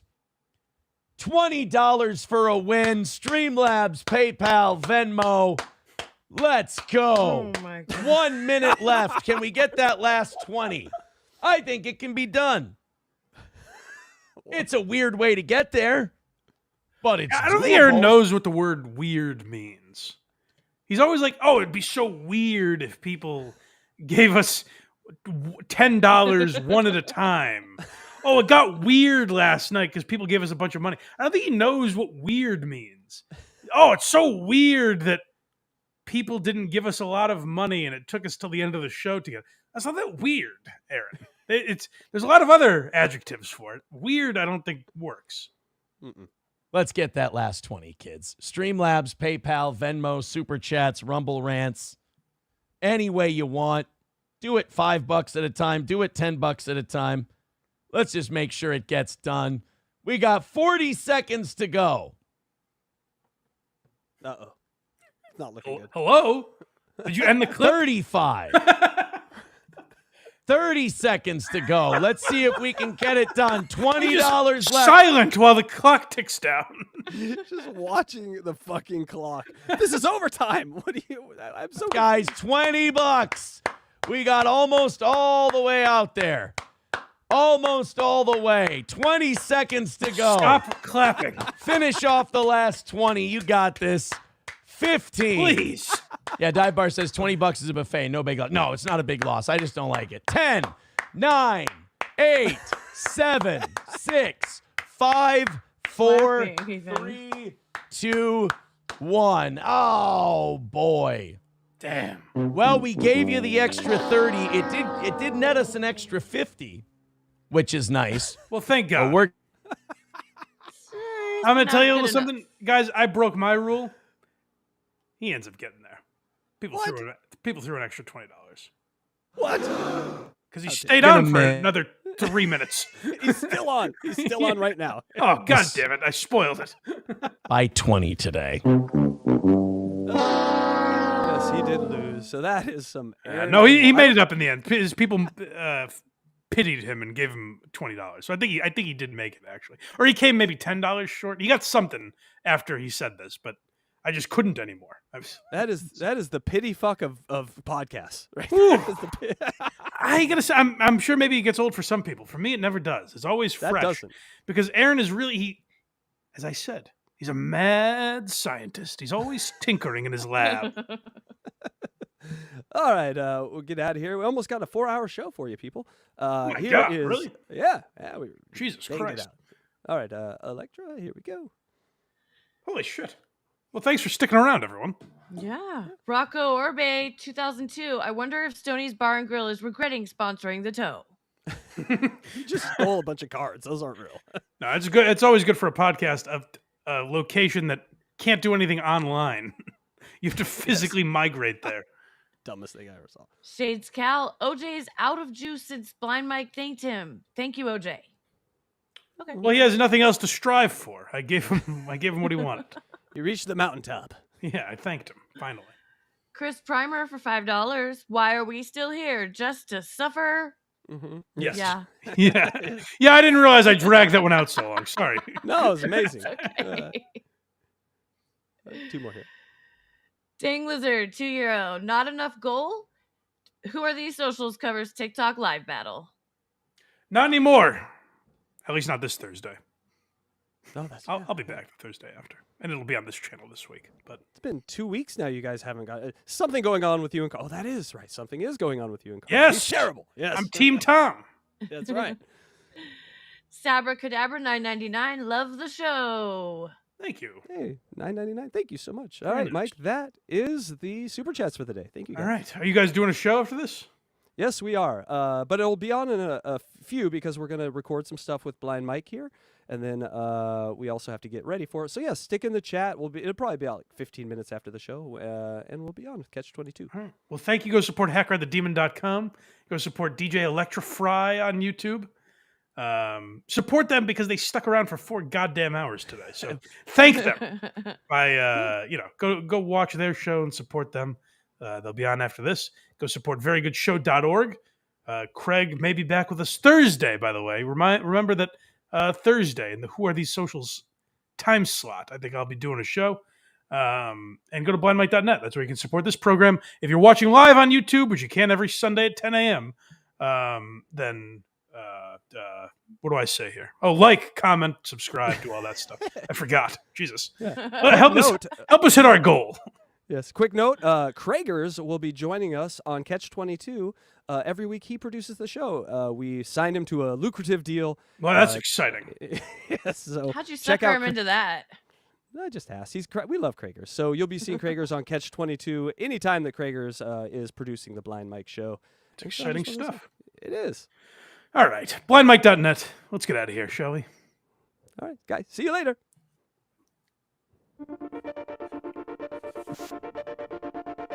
Blind Mike Geary!